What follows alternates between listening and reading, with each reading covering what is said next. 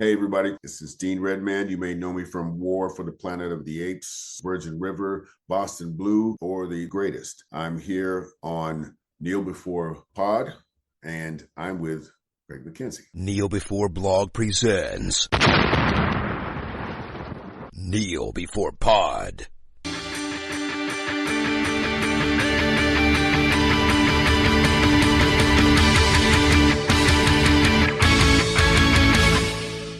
Hello and welcome to Kneel Before Pod, the podcast that is very enthusiastic about their bid to buy Warner Brothers. I'm your host Craig, and we are here to discuss the news, trailers, other things from October 2025. And joining me for this discussion, she has contributed to the bid to buy Warner Brothers, threw in a couple of quid. It's Kat. Hello. Hello, and I do think that our bid is looking pretty good, actually. Why not us at this point? They rejected Paramount's bid, which was considerably higher than mine, but I think they're going with vibes rather than actual money. Yes. I don't think that Warner has had very good business sense in a long time, to be honest. So, yeah, I'm very optimistic. Though looking at their hit rate this year, they've done pretty well, actually, in terms of making money at the box office, with all the movies that David Zaslav would never have allowed to exist. Yeah. Maybe we'll see Batgirl eventually. That'll be my first act as CEO. Release Batgirl. Hashtag release Batgirl. It might suck, but I don't care. I want to see it. I want to be righteous in my dislike of that movie if it's bad. Exactly. Let the people make up their own minds. Yeah. Let them see it. It's on a shelf. Just let them see it. Yeah, I sure hope they haven't deleted it. Surely they wouldn't do that. It's not the 1960s Doctor Who. We don't need to free up tape space or whatever was the reasoning behind that. It does scare me a little bit when I hear about studios just pulling entire shows or sections of the catalog down, and basically we don't have a fail-safe for these companies just taking away whatever. If they decide to just delete something, they could. It's theirs, I guess. It's also culture, and does that not belong to the rest of us? That's when piracy becomes a preservative measure. For sure. Rather than a criminal measure, I suppose, if you want to call it that. Preservation. If you want to watch Willow, that used to be on Disney Plus, then you have to steal it. Yeah. But are you stealing it if it doesn't exist? Right. There's a moral question there. There is no legal way to acquire it anymore. Yeah. These are the sorts of things that I'm like, why put yourself through this as a company for the short-term slight tax alleviation or whatever that maybe looks good on this year's tax returns, but then is creating a really bad precedent, in my opinion. Yeah, let's celebrate all those internet criminals that keep these things around if you want them. Yo-ho-ho and a bottle of rum. Exactly. Well, that was the studio economics portion of the podcast. I think we've enlightened our audience, so good for us. We know everything about studio economics. Oh, yeah. That's why we're going to buy one. We're the experts here. Absolutely. I'm going to show them how it works, and I'm going to greenlight all sorts of weird stuff. I'm just going to give money to people and say, make whatever you want, and then they will. Then who knows what will happen. Okay, let's start off with a bit of a roundup of what we've been watching lately. So what's been in front of your eyes of late? Of late, I am very late to the party, but I just finished Andor Season 2. Oh, wow. It was phenomenal. A bit rushed towards the end, which compared to how slow Season 1 felt, you could have balanced that a little bit differently, but really, really loved it.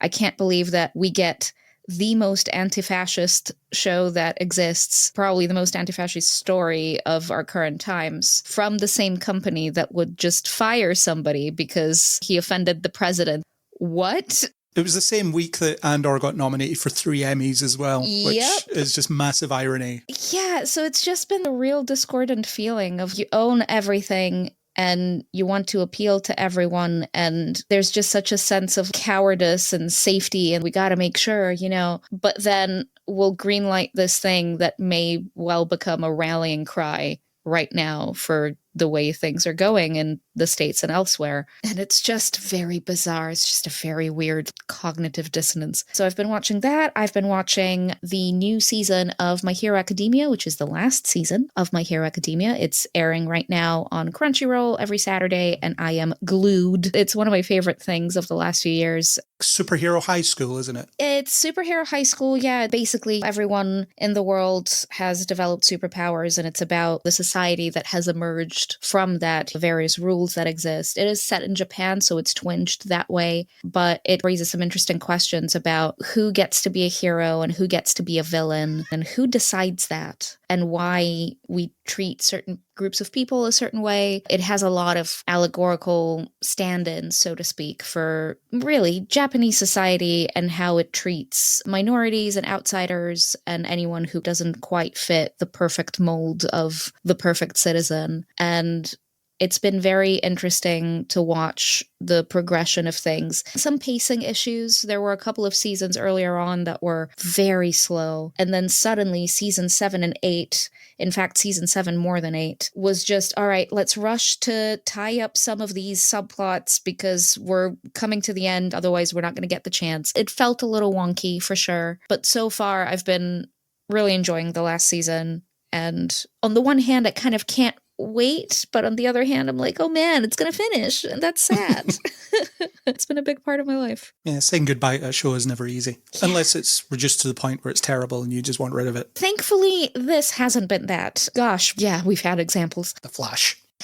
But thankfully, this one has been pretty great. Even the seasons that were a letdown in some way or other, it was only, oh, well, I wish the pacing was a little more even. Not, I hate where they're taking things or they've ruined whatever. I think they've done a pretty good job. And there's also been a spin-off anime called My Hero Academia Vigilantes, which is based on a spin-off manga that's not written by the same creator as the original series. It's kind of a prequel, but it doesn't feature the same protagonists. It's just set earlier in the timeline of that world. And it's been very fun. That was only 13 episodes, and I just finished that yesterday, and I liked it way more than I expected. I fully thought it was going to be like most spin-offs, just kind of like whatever, neglectable, like, I guess I'll check it out. And then it was, oh, actually, these characters are really fun.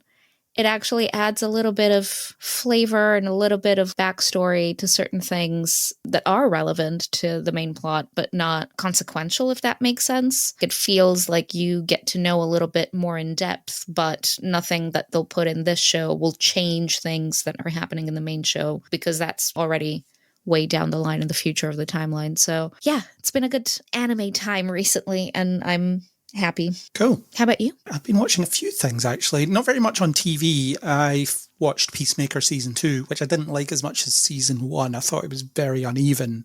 Still enjoyed it, though. And I think John Cena has really improved as an actor. Not that he was bad before, but I think he's showing a lot more range the more he gets to play with. So that's really good. But I think there's an element of James Gunn is a bit too unleashed and needs to have people saying no to him. He's almost fallen into the George Lucas trap of, yeah, I'll just do whatever I want because I run the studio now. What has felt like it was too much or too unwieldy? For example, the finale has 3 montages with different songs over them, and 2 of them are a band on stage. Oh, wow. James Gunn has always said that filmmaking for him is a chance to have fun with all his friends, which is great. I think that's a great way to look at it. But unfortunately, it translates to John Cena, his wife, and some other people he likes watching a band in a TV show for several minutes, and there's not an awful lot going on.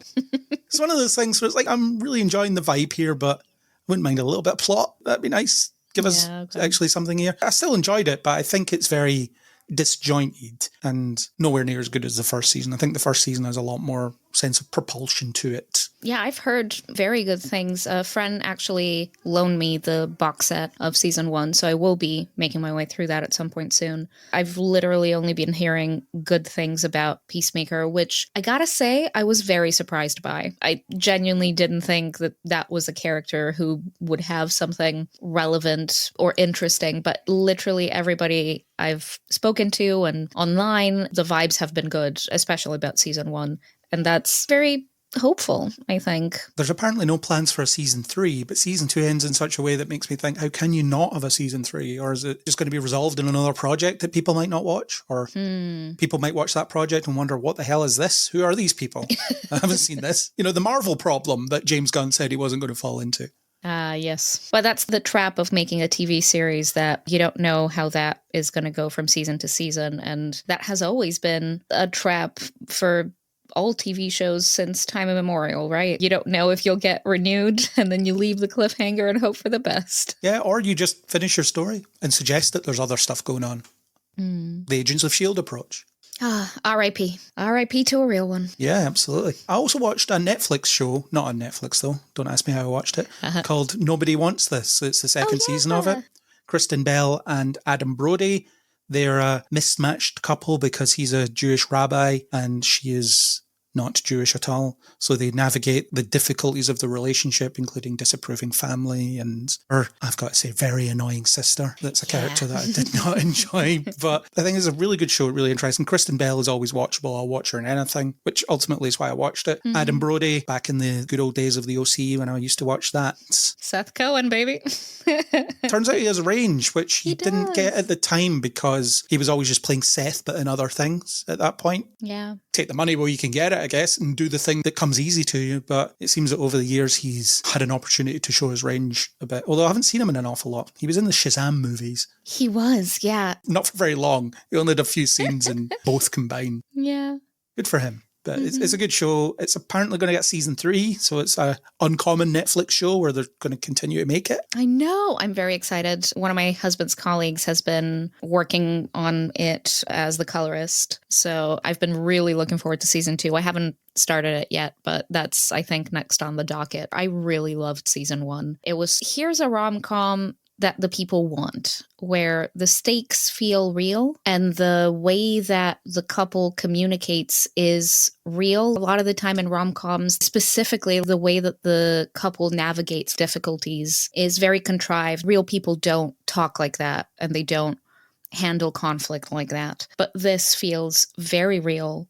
And within all of that, there's a very interesting story. What do you do when literally your whole family and your whole surrounding is like, this person's not the right fit for you because of our cultural background, but that's who you want and you're in love and you're happy, and who gets to tell you who's the right person for you? So interesting, and some great soundtrack. I'm sure that season 2 continues in the same vein. I'm very looking forward to seeing this. I blitzed it in, I think, 3 days. It's not very long, though, and the episodes are like 25 minutes. It's not a massive time commitment. I was starting to see the seams in season 2 in terms of every episode is they have a disagreement about something.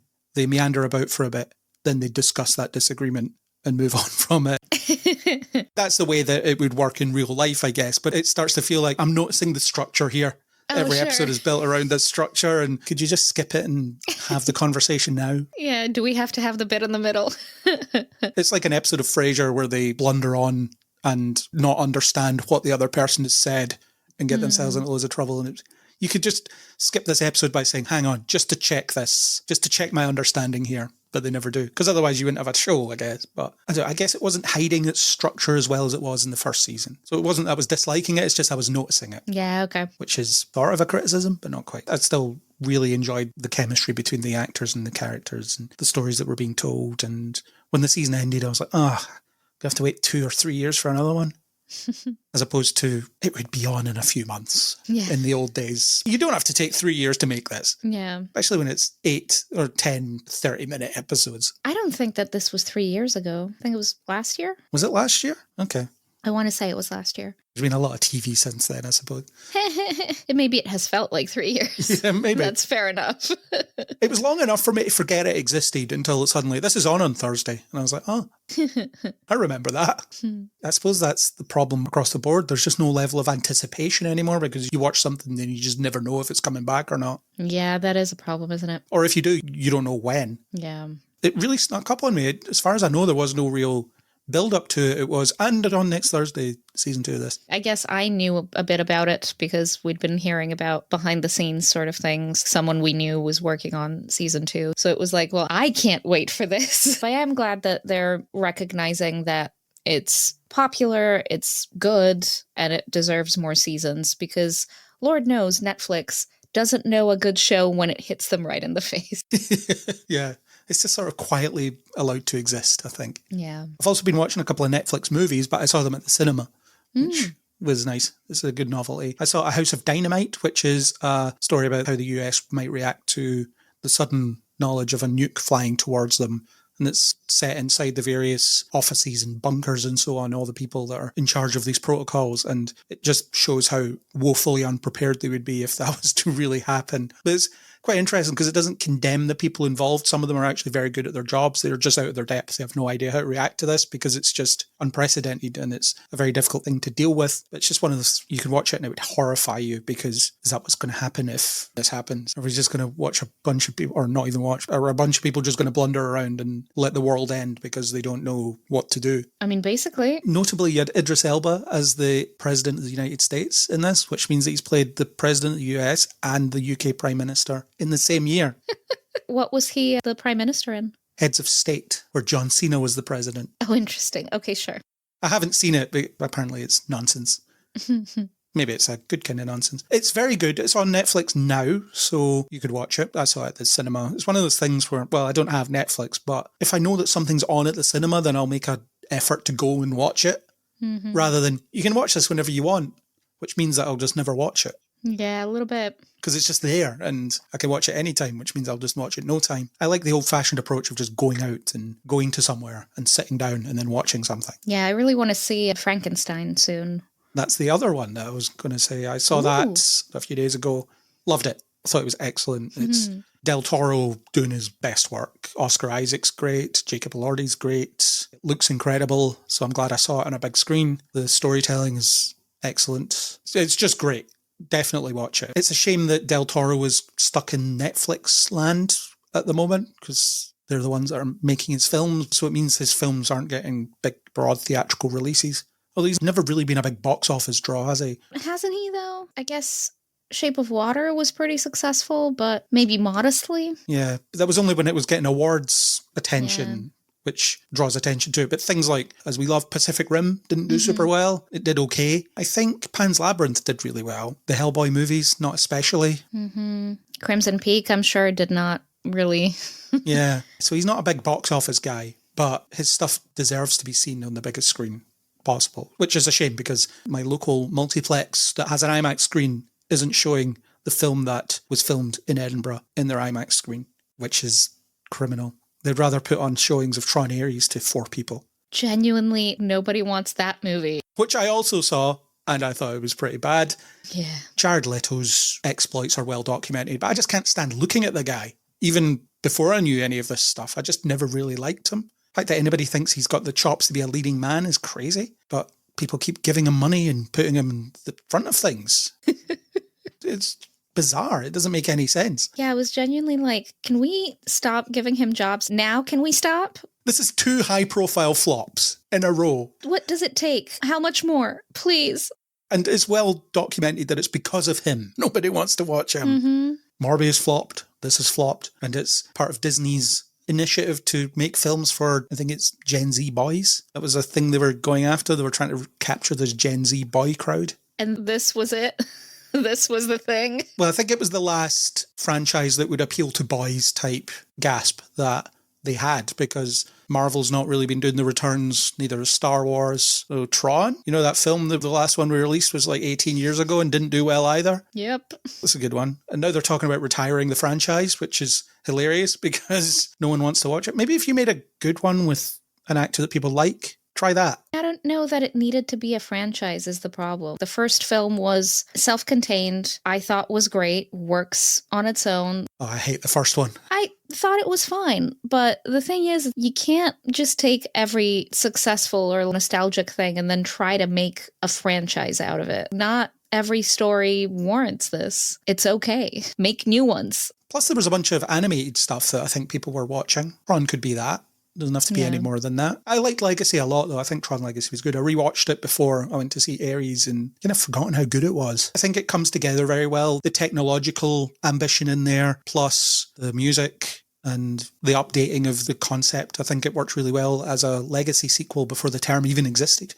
Because it was so long ago. But don't see Ares. It's a waste of time. I was in the IMAX screen by myself watching it. Was the only one there. But I got a free icy for booking a ticket. Hey. Which I wasn't turning down, of course. It's the first one I've had in years, actually. Because I never buy anything at the cinema. Because I'm not made of money. What else have I been watching? I watched Roofman. Channing Tatum lives in Toys R Us. I really enjoyed it. Well, the trailer missells it as a comedy. It's not really. It's not a comedy. It's pretty funny. I laughed a lot. There's funny aspects of it. I quite like this trend of movies, and we'll be talking about this throughout, I think. But this trend of movies where, why wouldn't you steal from these people? It seems to be a prevailing theme at the moment, this idea of, these people don't care about you. The Eat the Rich movie. Yeah. Steal from McDonald's. They'll not miss it. They'll make it back within minutes. Don't worry about it. Take their money. I enjoyed it. I thought it was really good. I had no idea it was a true story until it came up at the end that it was a true story. Or it tells you at the start it's a true story, but I didn't know before going in that it was a true story. Or if I did, I'd forgotten. Yeah, I didn't remember anything like that from the trailer or anything. And throughout the film, I was like, it is filmed in a very 2000s sort of way.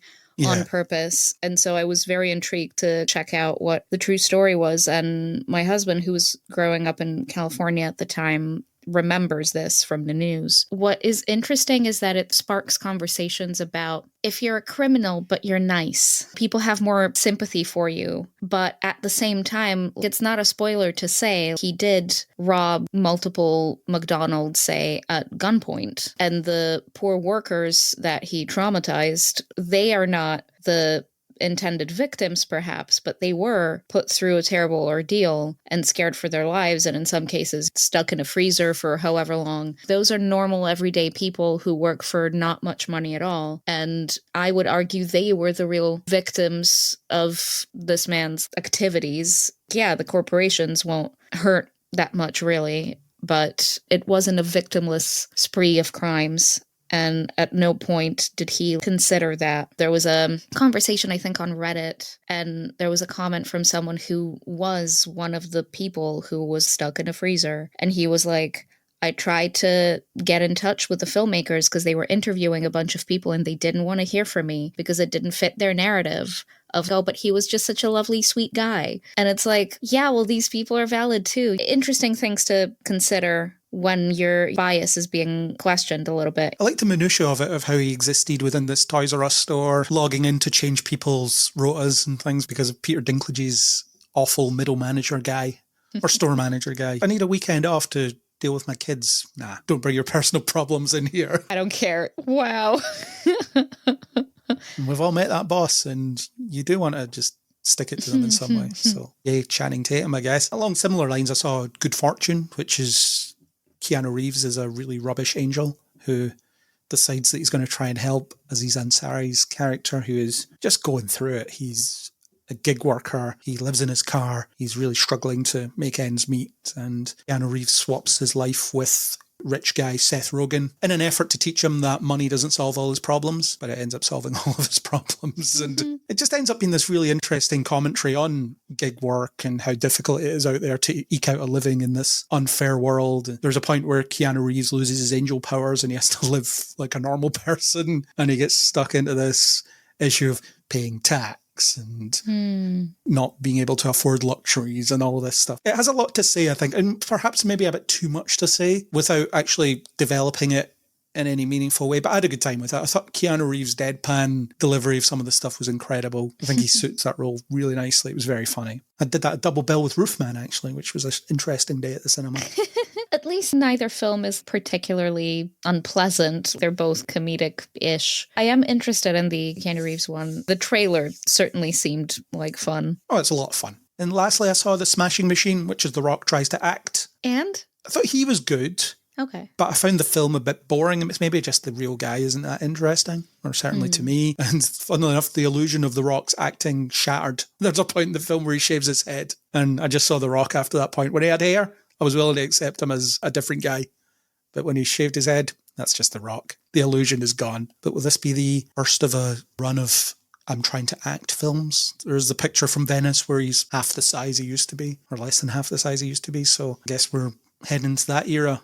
Trying to dominate the box office hasn't worked, so now he has to try and dominate the awards conversations, maybe. That's his latest takeover.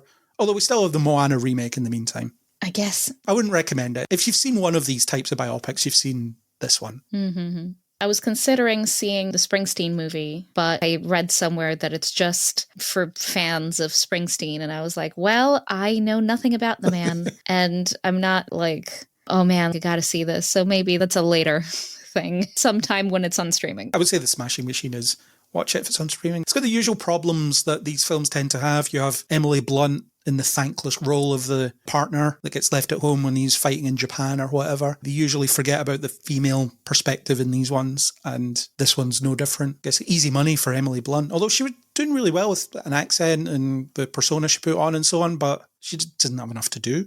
It's the Rock's world, we're just living in it. We'll see what he does next. Moana remake accepted. Do you have anything to plug for the fine listeners? I am still working on the Strange Horizons podcast. We're interviewing a bunch of famous authors that you may or may not have heard of. We've interviewed Mary Robinette Kowal and Charlie Jane Anders and John Scalzi. Loads of really great interviews. So super cool if you've read things by them. They get to talk about their process and their journey as writers. And if anyone out there listening is also a writer themselves, I would argue kind of a secret masterclass, because those people are very free giving their advice to people and just great conversation. So that would be the main thing that I'm working on right now that I would love for more people to check out. Oh, my main plug is a recent interview I did with a man called Dean Redman, who is in the first episode of Boston Blue, which is a spin-off of Blue Bloods, which I didn't know was a 15-season-long procedural starring Tom Selleck. This one is Donnie Wahlberg, and it's a spin-off set in Boston, funnily enough, about the Boston police, and he's in the first episode. I talked to him about that, talked to him about voicing Nick Fury in a couple of Marvel animated projects, which was really cool. He was in Superman and Lois. He will soon be fighting Muhammad Ali in a show called The Greatest. And considering Muhammad Ali's dead, I quite like his chances. My money's on him. Really nice guy. And we had a really good conversation. So you can listen to that. Yeah, that sounds really cool. Really cool guy. And he has a big project coming up that he's really excited about but couldn't talk about, and says he'll come back once it's announced. Stay tuned for that. Maybe he will. I'm excited to find out what it is, because apparently it's a big deal. Big franchise thing. Don't know what. He didn't tell me because he couldn't. Yeah. No breaching embargoes for this guy. He's a professional. I also appeared on a couple episodes of Podcast 52 over on the Film Stories Podcast Network, talking about episodes of Peacemaker. I talked about episodes 3, 4, 6, 7, and the last one, I think. Something like that. And talk about what I thought of the show. It was a lot of fun. So you can listen to that over there as well. Cool. The Halloween special, should plug that because it'll be out by the time you listen to this. Oh, yeah, of course. The Kneel Before Pod Halloween special, which hasn't aired yet as we record, Angus and I decided and he agreed to compare and contrast Halloween, the original 1978 movie, with its remake made by Rob Zombie in 2007. That was an interesting chat, and it's in your feed right now as you listen to this. That's the second Kneel Before Pod Halloween special, technically, because the first one was actually Alien many years ago, and we just never continued with it, and then it became Alien Day. So if this podcast ever becomes famous enough to appear in pub quizzes, that will be a pub quiz question. What was the first film covered during Alien Day or something? And the answer isn't Alien, it's actually Aliens. 400th episode, that'll be a quiz. Remember it. Anyway, let's move on to horror then, because we're between Halloween and Christmas. We're in that sort of middle ground where nobody quite knows what to market. You walk into supermarkets and there's pumpkins plus Santa everywhere. It's very confusing. Yes. As soon as we hit 1st of November, those pumpkins will be out in a dumpster and it'll be tinsel everywhere. That's the way it works in this country. The first up is Primate, which is a pet chimpanzee, goes feral and just kills everybody, or tries to kill everybody. It looks like a lot of fun as a creature feature. I think it has some really engaging horror stuff in there. The director is Johannes Roberts, who did the most recent Resident Evil movie, which is really bad, but there was some good horror stuff in there, here and there. He also directed 47 Meters Down, which is a shark movie that I liked. And he did the sequel, which I haven't seen. So in terms of horror chops, he has them. It's just the Resident Evil movie wasn't overall good. But you could see some elements of creativity in there. And I'm seeing them in here as well. There's a lot of good use of light and shade, and the chimp looks very menacing. Yeah. And the humans look suitably contemptible, I think. I'm going to enjoy watching some of them die. This one isn't for me, I think. There was a comment under that trailer that said, oh, okay, so it's just a full-length version of that one scene from Nope. And then I remembered that one scene from Nope, and I was like, oh yeah, right. Chimps in particular scare me. And so not for me, I don't think, this movie, but it's okay. I hope it does turn out to be fun for the rest of y'all. Well, if you're looking for a way to scare yourself, then this could be the ticket. But there's some good stuff in there. Hiding in the car, and the chimp has the keys outside, continually unlocking the door, all that. I think there's going to be some really cool kills in there, which is all you can ask for from a movie like this. I suppose so, yeah. Just don't know why you would keep a pet chimp. I guess rich people will be rich. I guess so. Yeah, that is a bit strange. If Mike Tyson can have a tiger, then these people can have a chimp. Maybe they'll do a horror movie about Mike Tyson's tiger just killing everybody that visits. Oh no, I've given them ideas. Okay, well, there's mixed feelings on that, I guess. I'll see this. Let me know how it is. I think it'll be a really good Friday evening creature feature. Next up, We Bury the Dead, which is Daisy Ridley in a zombie movie. She's trying really hard to be an action hero. I saw the film Cleaner, which was essentially Die Hard in a building again. Directed by the director of Casino Royale and stuff. So I was surprised at how bad it was, actually. It takes her over an hour to get in the building. And the film's only like an hour and 40 minutes long or something. There's an awful lot of nothing happening, which is very disappointing. I don't think she was bad in it. I just think the concept was done badly. And it's a zombie movie. This one, which is dime a dozen, even still. Although I think they're knocking on the door of it being a metaphor for society being designed to turn us against each other. The zombies are the people turning against each other. We're conditioned to try and eat each other at some point rather than going after the real problem. I don't know. Maybe I'm reading too far into this very short teaser that doesn't really give you much of that. But zombies have to be a metaphor for something, and that seems like the most logical thing at this point. Yeah, for this one, I think I agree with you. Zombies always stand for something else, and whether or not that metaphor works is up to debate for each individual project. And yeah, I really wasn't sure what that's about unless it's something like this, where it's asking questions about turning against your neighbor in a moment of crisis, where the better thing to do or the kinder thing to do would be to stand together. But we're in a climate right now of distrust of each other, and especially in the US, that's something that people have to contend with every day. And so, yeah, making you question whether or not you should reach out and help people, I think, is what they're trying to do here. Whether or not that is really, for me, I don't know. What really got me from this trailer was the mouth clicky tooth sound effects. Ew. And I was like, well, they've certainly managed to horrify me, and this is early days. Christ. In 80 seconds, they've managed to horrify you. Yeah. The setting's isolated as well, which suggests that there's deliberate isolation, and what does that do to people, and how does that make them react to other people? I think that's what they're going for here. And if they're not, that's what they should have been going for here. Yeah. Will Daisy Ridley achieve her goal of being an action star? I don't know. I don't know. Is she supposed to have an American accent in this? Because I don't think it's working.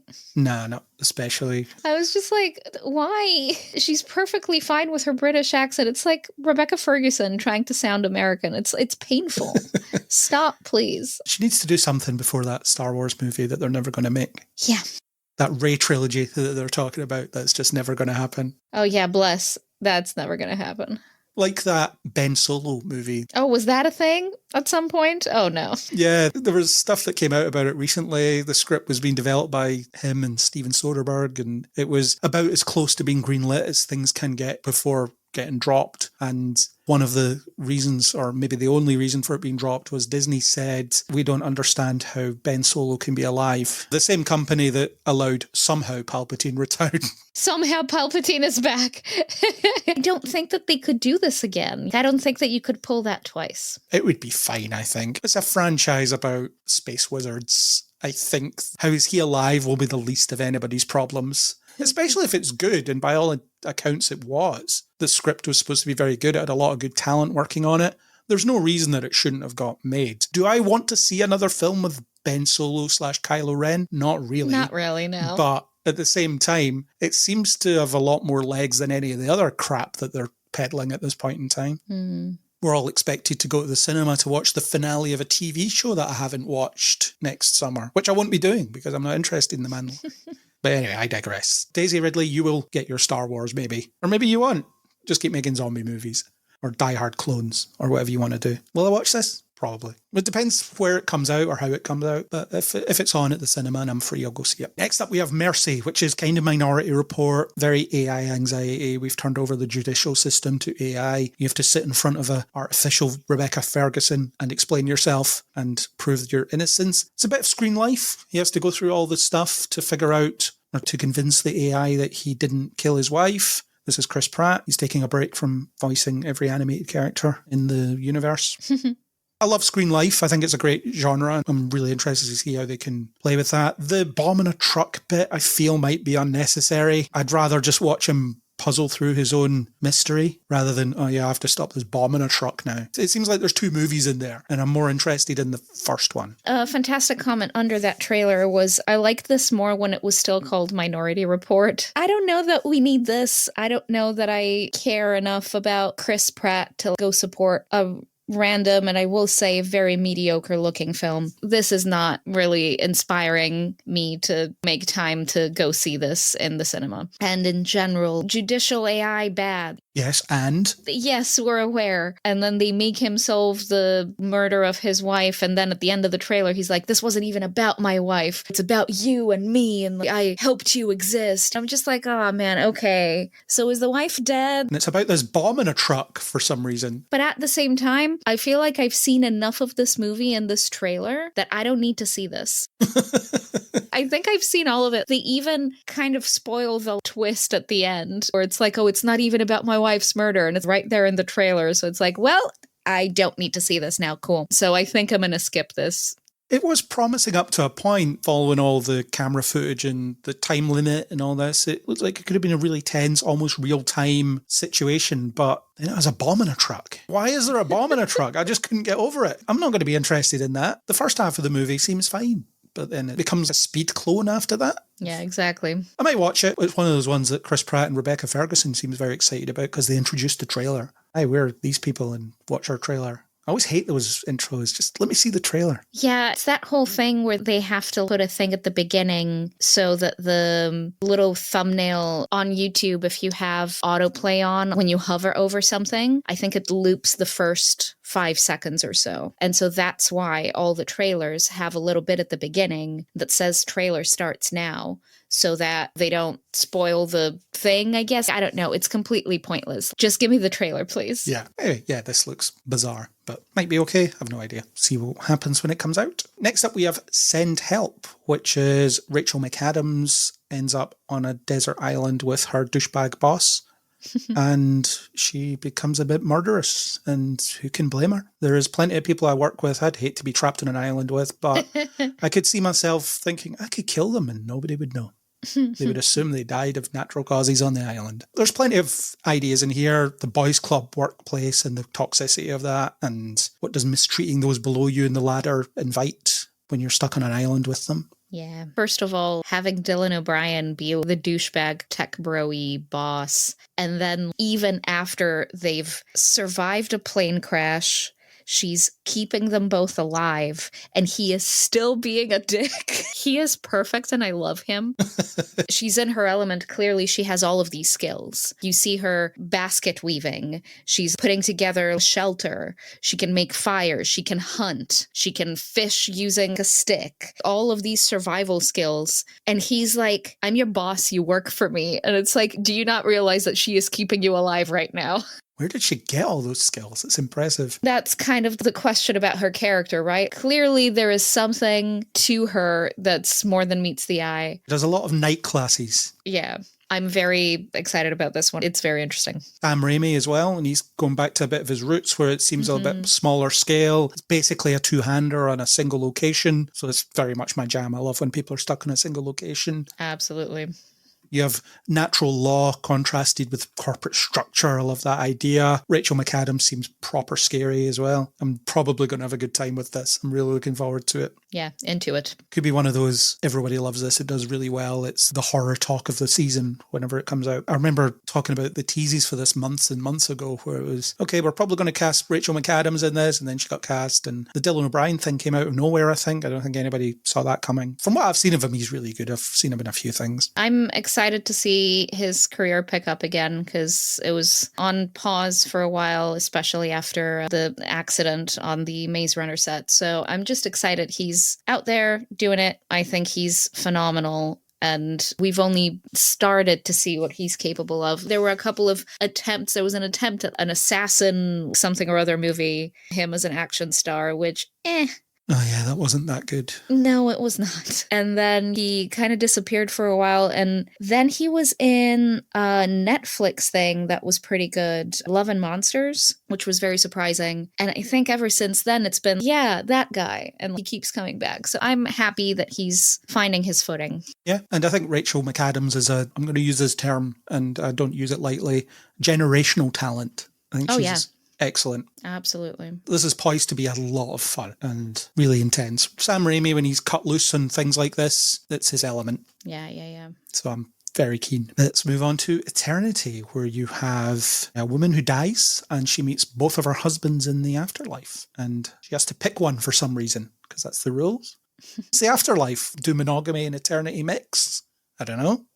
Will the film approach that question? Also, I don't know. Eternity is a long time. It's a lot longer than the rest of my life. Yeah. Personally, I think Miles Teller, don't pick him because he's Miles Teller. And Quite. It looks interesting. The idea is interesting, certainly. I don't know if it'll be executed all that well. I'm seeing from the trailer, it's leaning on a lot of broad comedy beats that aren't all that funny. Yeah. Elizabeth Olsen is always good, though. So she might elevate the material a bit. It's difficult to say, and it's got Miles Teller in it, which always leaves a bad taste in my mouth. I can't stand the guy. Yeah, he plays I've been married to her for 65 years. We've already spent our lives together, but here's the young husband that she didn't get to spend her life with because he died. And it's like, well, you've already had a life with this guy. I don't know, man. Do yourself a favor and maybe don't go back. I don't know. But obviously, we don't know his character. We don't know what they've been through. The trailer looks very interesting in terms of the artistic direction, I think, and the production design. An interesting spin on retro, because it does kind of have a 60s-y feel to it. It dips its toe into the speculative nature of you're in heaven and you're dead. All eras exist at once, sort of thing. Yeah. Interesting. And I suppose in this, when you die, you're in the shape of your younger self, I suppose. Presumably they died as old people, especially Olsen and Miles Teller. And so it's like, okay, interesting. I'm curious about the world building and how all of that seems to work. I'm not sure it's going to go into too much detail about the world building. Probably not, but it's okay. I think the definitive stance on the afterlife is going to be the good place for a long time. Yeah, genuinely, probably the best depiction. But basically this comes from the concept of when someone loses a partner tragically and they maybe feel guilty about moving on, people will say he would have wanted you or she would have wanted you to be happy. Mm-hmm. And well, would they? Is that what they would have wanted? How do you know this? Yeah. I think they'd rather be here, but who knows? I guess she'll get to ask that question. Were you happy that I moved on? No, I wasn't. Whoops. I wanted you to pine for me for the rest of your life. I don't like how conventional the afterlife seems to be. You have to pick one of them and suffer with them for eternity. Yeah, so it's just another marriage then? What's the difference? Yeah, you'd think heaven would be a bit more progressive. Yeah, ¿por qué no los dos? Why not? But I like Elizabeth Olsen, so I'll probably watch for that reason. Miles Teller, I will put up with him, I suppose. That's the thing, he keeps appearing in films where I conceptually like them, but I never like him. But he's in it. Yeah, that's the problem. Yeah, he's just got such a punchable face. He really does. A short teaser next for the Copenhagen test, where you have Simu Liu and Melissa Barrera teaming up, and the trailer doesn't give you much, so I've taken a note of the summary. A first-generation analyst realizes his brain is hacked, allowing access to his senses. Stuck between the agency and hackers, he acts normal to reveal the culprits. That doesn't give you much more, but in terms of the two leads, I like both of them. It's a bit of a Mr. and Mrs. Smith vibe, I think. Yeah, a little bit. I'm really not sure what to make of just the nature of here's this government thing. I don't know how I feel right now about all of this media that's centered around these government workers, espionage, whatever. In the current climate, I'm finding it harder to suspend my disbelief, if that makes sense. And so on a brief, obviously this was 30 seconds long. It's not much to go by, but it's not drawing me very strongly right now for reasons. A bit early 2000s conspiracy. Yes. Thing. Yeah. Oh my gosh. Which, it's kind of dated, but I also sort of miss it. I like all those ideas of, there's this apparatus behind the scenes that you know nothing about and it's running the world. I always like those ideas. And talking about conspiracy theories is a lot of fun because I never take them too seriously. Yeah. But of course, you have people that do take them very seriously and believe them and so on. But I just find them a bit of almost campfire talk. Do you hear the government is controlling our minds with Wi-Fi or something? You know, one of those types of things. Yeah. I know what you mean about missing that sort of film. I'm afraid that there's a lot about a past sensibility that it was simpler and everything didn't fully suck all the time. Yeah. And you could switch your brain off and watch something like this and it'd be like, ooh, intriguing, let's solve the mystery. But now you can't help but think these are real people that exist somewhere in this world. America, for all its seeming cartoony and far away, there's people who live their lives as if this stuff is real. And then there's people for whom this stuff kind of is real and they carry guns and they walk amongst you. You know what I mean? That's what I mean. I see trailers like this now and I'm just like, wow, 20-year-old me would be all over this. But 35-year-old me is tired. But Simu Liu trying to be a lead in something while Shang-Chi isn't happening. I love him. More of him, please. Absolutely. Yeah. Yeah, he's great. And Melissa Barrera as well, after walking away / being thrown out of the Scream franchise. Oh, well. Onwards to better things. Yeah, like this, maybe. Well, hopefully. I think it'll be one of those things that will be engaging to watch because of them. That's what's got me interested.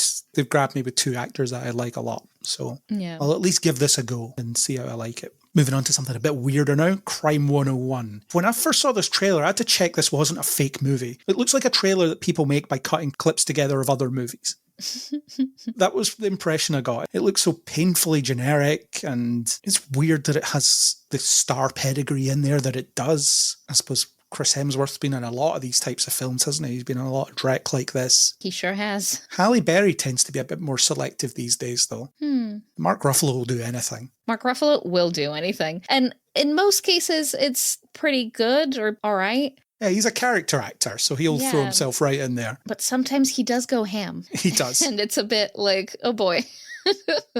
That Pattinson movie, the space one, I forget what it was called. Mickey 17. Oh yeah, gosh. Poor Things as well. He was very ham in that. Didn't see Poor Things, but yeah, I heard. Yeah. So yeah, it looks so generic. It's along that theme of taking things from those who won't miss it. That's what he's doing. He's a well-meaning thief that's only stealing from these big corporations, and he enlists Halle Berry because she's been screwed over by her employer. So she's willing to steal some stuff and make herself some extra money. So fair enough. There's nothing here that I haven't seen a million times. Yes. The one thing that kind of was interesting was halfway through the trailer, maybe towards the end, when the pattern of, oh, he only ever goes for things or people along the highway. And it's like, oh, okay, at the beginning, I wouldn't have had this on my bingo card of where this is going. So it's unique in that sense. Now, whether or not it's any good whatsoever, I genuinely can't tell. It looks like one of those Netflix movies like Red Notice or The Grey Man, those types of things.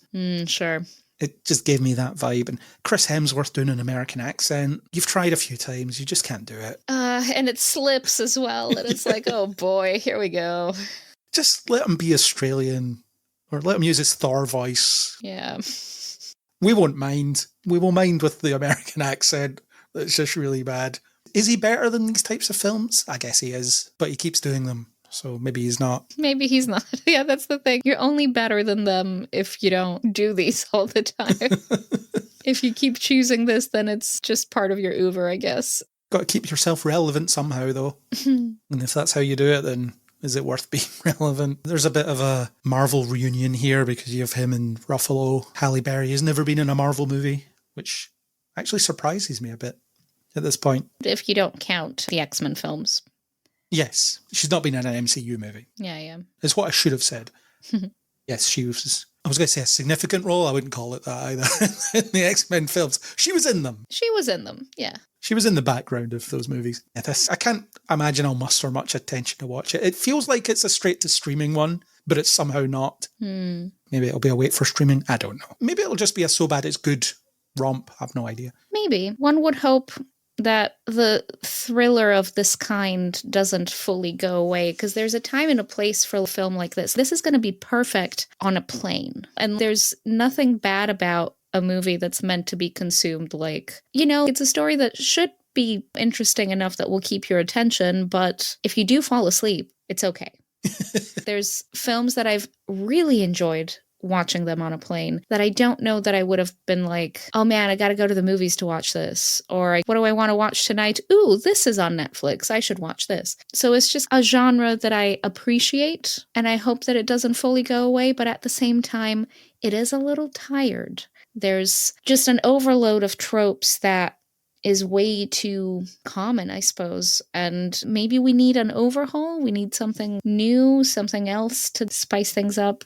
It feels like those straight-to-DVD action movies from the early 2000s. Yeah, a little bit. The kind of movie that you might fish out of a bargain bin of a supermarket and you pay £2 for it, and if it sucks, it's fine. Somehow they've roped in an actor I've heard of. I don't know how they did that, but they did it. And it's probably a sequel to a film that didn't need a sequel and isn't really a sequel to it as well, because it has nothing to do with it. That kind of feel, which I guess is this, but it's going to be in cinemas because Chris Hemsworth's in it. I guess. Yeah. Next up, we have Hijack Season 2, which is Idris Elba involved in another hijacking, which adds him to the list that John McClane is on of being the unluckiest protagonists. Surely he's a suspect at this point. He's been in 2 of these. I didn't see the first season, but apparently it was pretty good. So this one is that, but on a train. I haven't seen the first season either, and I'm okay. I have been told that it's not too bad, but it's just not the thing that I'm burning to see at the moment. Unless I hear it's groundbreaking in some way, I will remain away from it. The one person I know who saw it said that it should have just been a 2-hour movie. One of those where, why did you eke this out to 8 hours or whatever it is? You could have told this in 2 hours, and you used to tell this in 2 hours. Why does this story need all this padding? Yeah. That's a problem of cinema nowadays, for sure. Yeah, and of streaming. Yeah. Well, I haven't even watched season 1, so I'm probably not going to watch it. But Idris Elba is finding work, so good for him. He's never stuck for a job. Usually he'll turn up and say, I'm in this now, and they'll be like, yeah, cool, off you go. We'll point a camera at you and you'll do stuff. Yeah. Next up, we have Playdate, which is an odd couple buddy movie with Kevin James and Jack Reacher, Alan Ritchson. Looks pretty generic. Big strong guy and not strong guy. How will they get along? How will they work together? What use is Kevin James in this situation? He'll have a unique skill that Jack Reacher doesn't have, and that'll be it. And there's something about kidnapping kids, which is a strange aside that's in there. Did he steal this kid? Is it his kid? Who knows? Very weird. Yeah, when he's like, oh, he's not my dad, he just took me. And I'm like, excuse me? You're just going to leave that there. Okay. I was genuinely checked out for at least half of that trailer.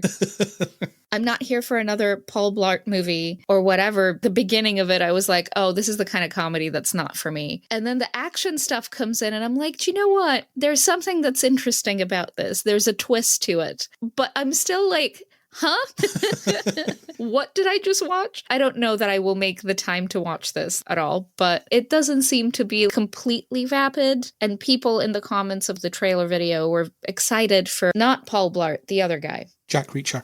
Yes, the Jack Reacher guy. They were excited that he is getting more work because apparently he's been very good in a bunch of other things and underrated. And until Jack Reacher, nobody had heard of him, basically. So I'm always here for actors finally getting their moment, but I don't know that I'm going to make time for this. I remember when Alan Ritchson was Smallville's Aquaman. Oh, that's true. That was his first job. Oh my God, that is true. That's where I know him from. His acting in Smallville was dreadful, but he was a model that they hired because he looks good with his shirt off and they need him to do that a lot when he's swimming around. Guess he's grown as an actor since. Not just as an actor, he's a very large man. As a human, yes. The latest Fast and Furious film had the notable accolade of having 2 Aquaman actors in it because Jason Momoa is in there too. Oh yeah, that's right. But this is an Amazon Prime movie.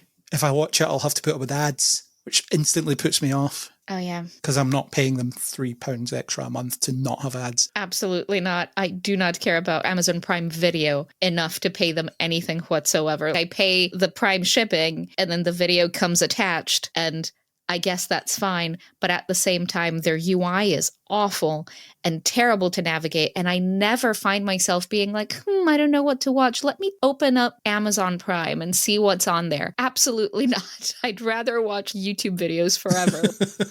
And then you click on the thing on Amazon Prime that you want to watch and it turns out, oh yeah, you don't have that for free. You have to pay for this one. Oh, yeah, actually I have to pay for it. And it's like, well, goodbye then, I guess. Why are you on the same screen as the stuff I don't have to pay for? Yeah. It's so infuriating. Kudos to you for descending into YouTube comments. I never do that. I'm always interested to see if you take the time to leave a comment and you're not a bot. There's always bot comments. Or a racist. Oh, yeah. There was one under one of the later trailers, and I was like, there he is. Downvote that. But I'm interested to see who is excited for this. And on occasion, there will be an interesting take from someone like that Minority Report comment on that Mercy film. It's just kind of like, while I'm watching this, and if I'm not super into whatever's happening in the videos, what are people saying? So yeah, I'm glad this man has a fandom. By all accounts, he's a really nice guy. I've listened to him on Michael Rosenbaum's podcast a couple of times. He's appeared there a couple of times. Oh, nice. Yeah, he seems like a really nice guy that's very grateful for the opportunities he's had and the success that he's had. So fair play to him. I remember him from Smallville. I find it difficult to dislike anybody that was in Smallville. Well, within reason. Yes, notable exceptions. He was the first live-action Aquaman. No one can take that away from him. That is true. Good for him. I quite like mismatched buddy movies as well. I'm thinking of, there's one called The Man, which I remember, which had Samuel L. Jackson and Eugene Levy. Yeah. You can imagine what that dynamic is. There was one I quite liked that had Kevin Hart and The Rock, actually, called Central Intelligence, and that was pretty good. I quite enjoyed that. I remember that. The Rock was a former bullied kid who suddenly became The Rock. Don't question it. Yes. And really liked that Kevin Hart was nice to him when he was at high school, and a whole load of stuff happens. Or some of the more iconic ones like Rush Hour, for example, or Lethal Weapon, which is, I guess, the one that really popularized the concept. Let's take two people that should not be partners and make them partners and see what happens. That's why Hobbs and Shaw doesn't work, because they're too similar. Talking about The Rock again, but him and Jason Statham, those characters are too similar. So they just argue about how similar they are, and it's not fun. They're mismatched. I can't say I'm all that excited about Kevin James being in anything. Yeah, if he weren't in it, I'd be more likely to maybe check it out. But I genuinely dislike him, probably on par with how much you dislike Miles Teller.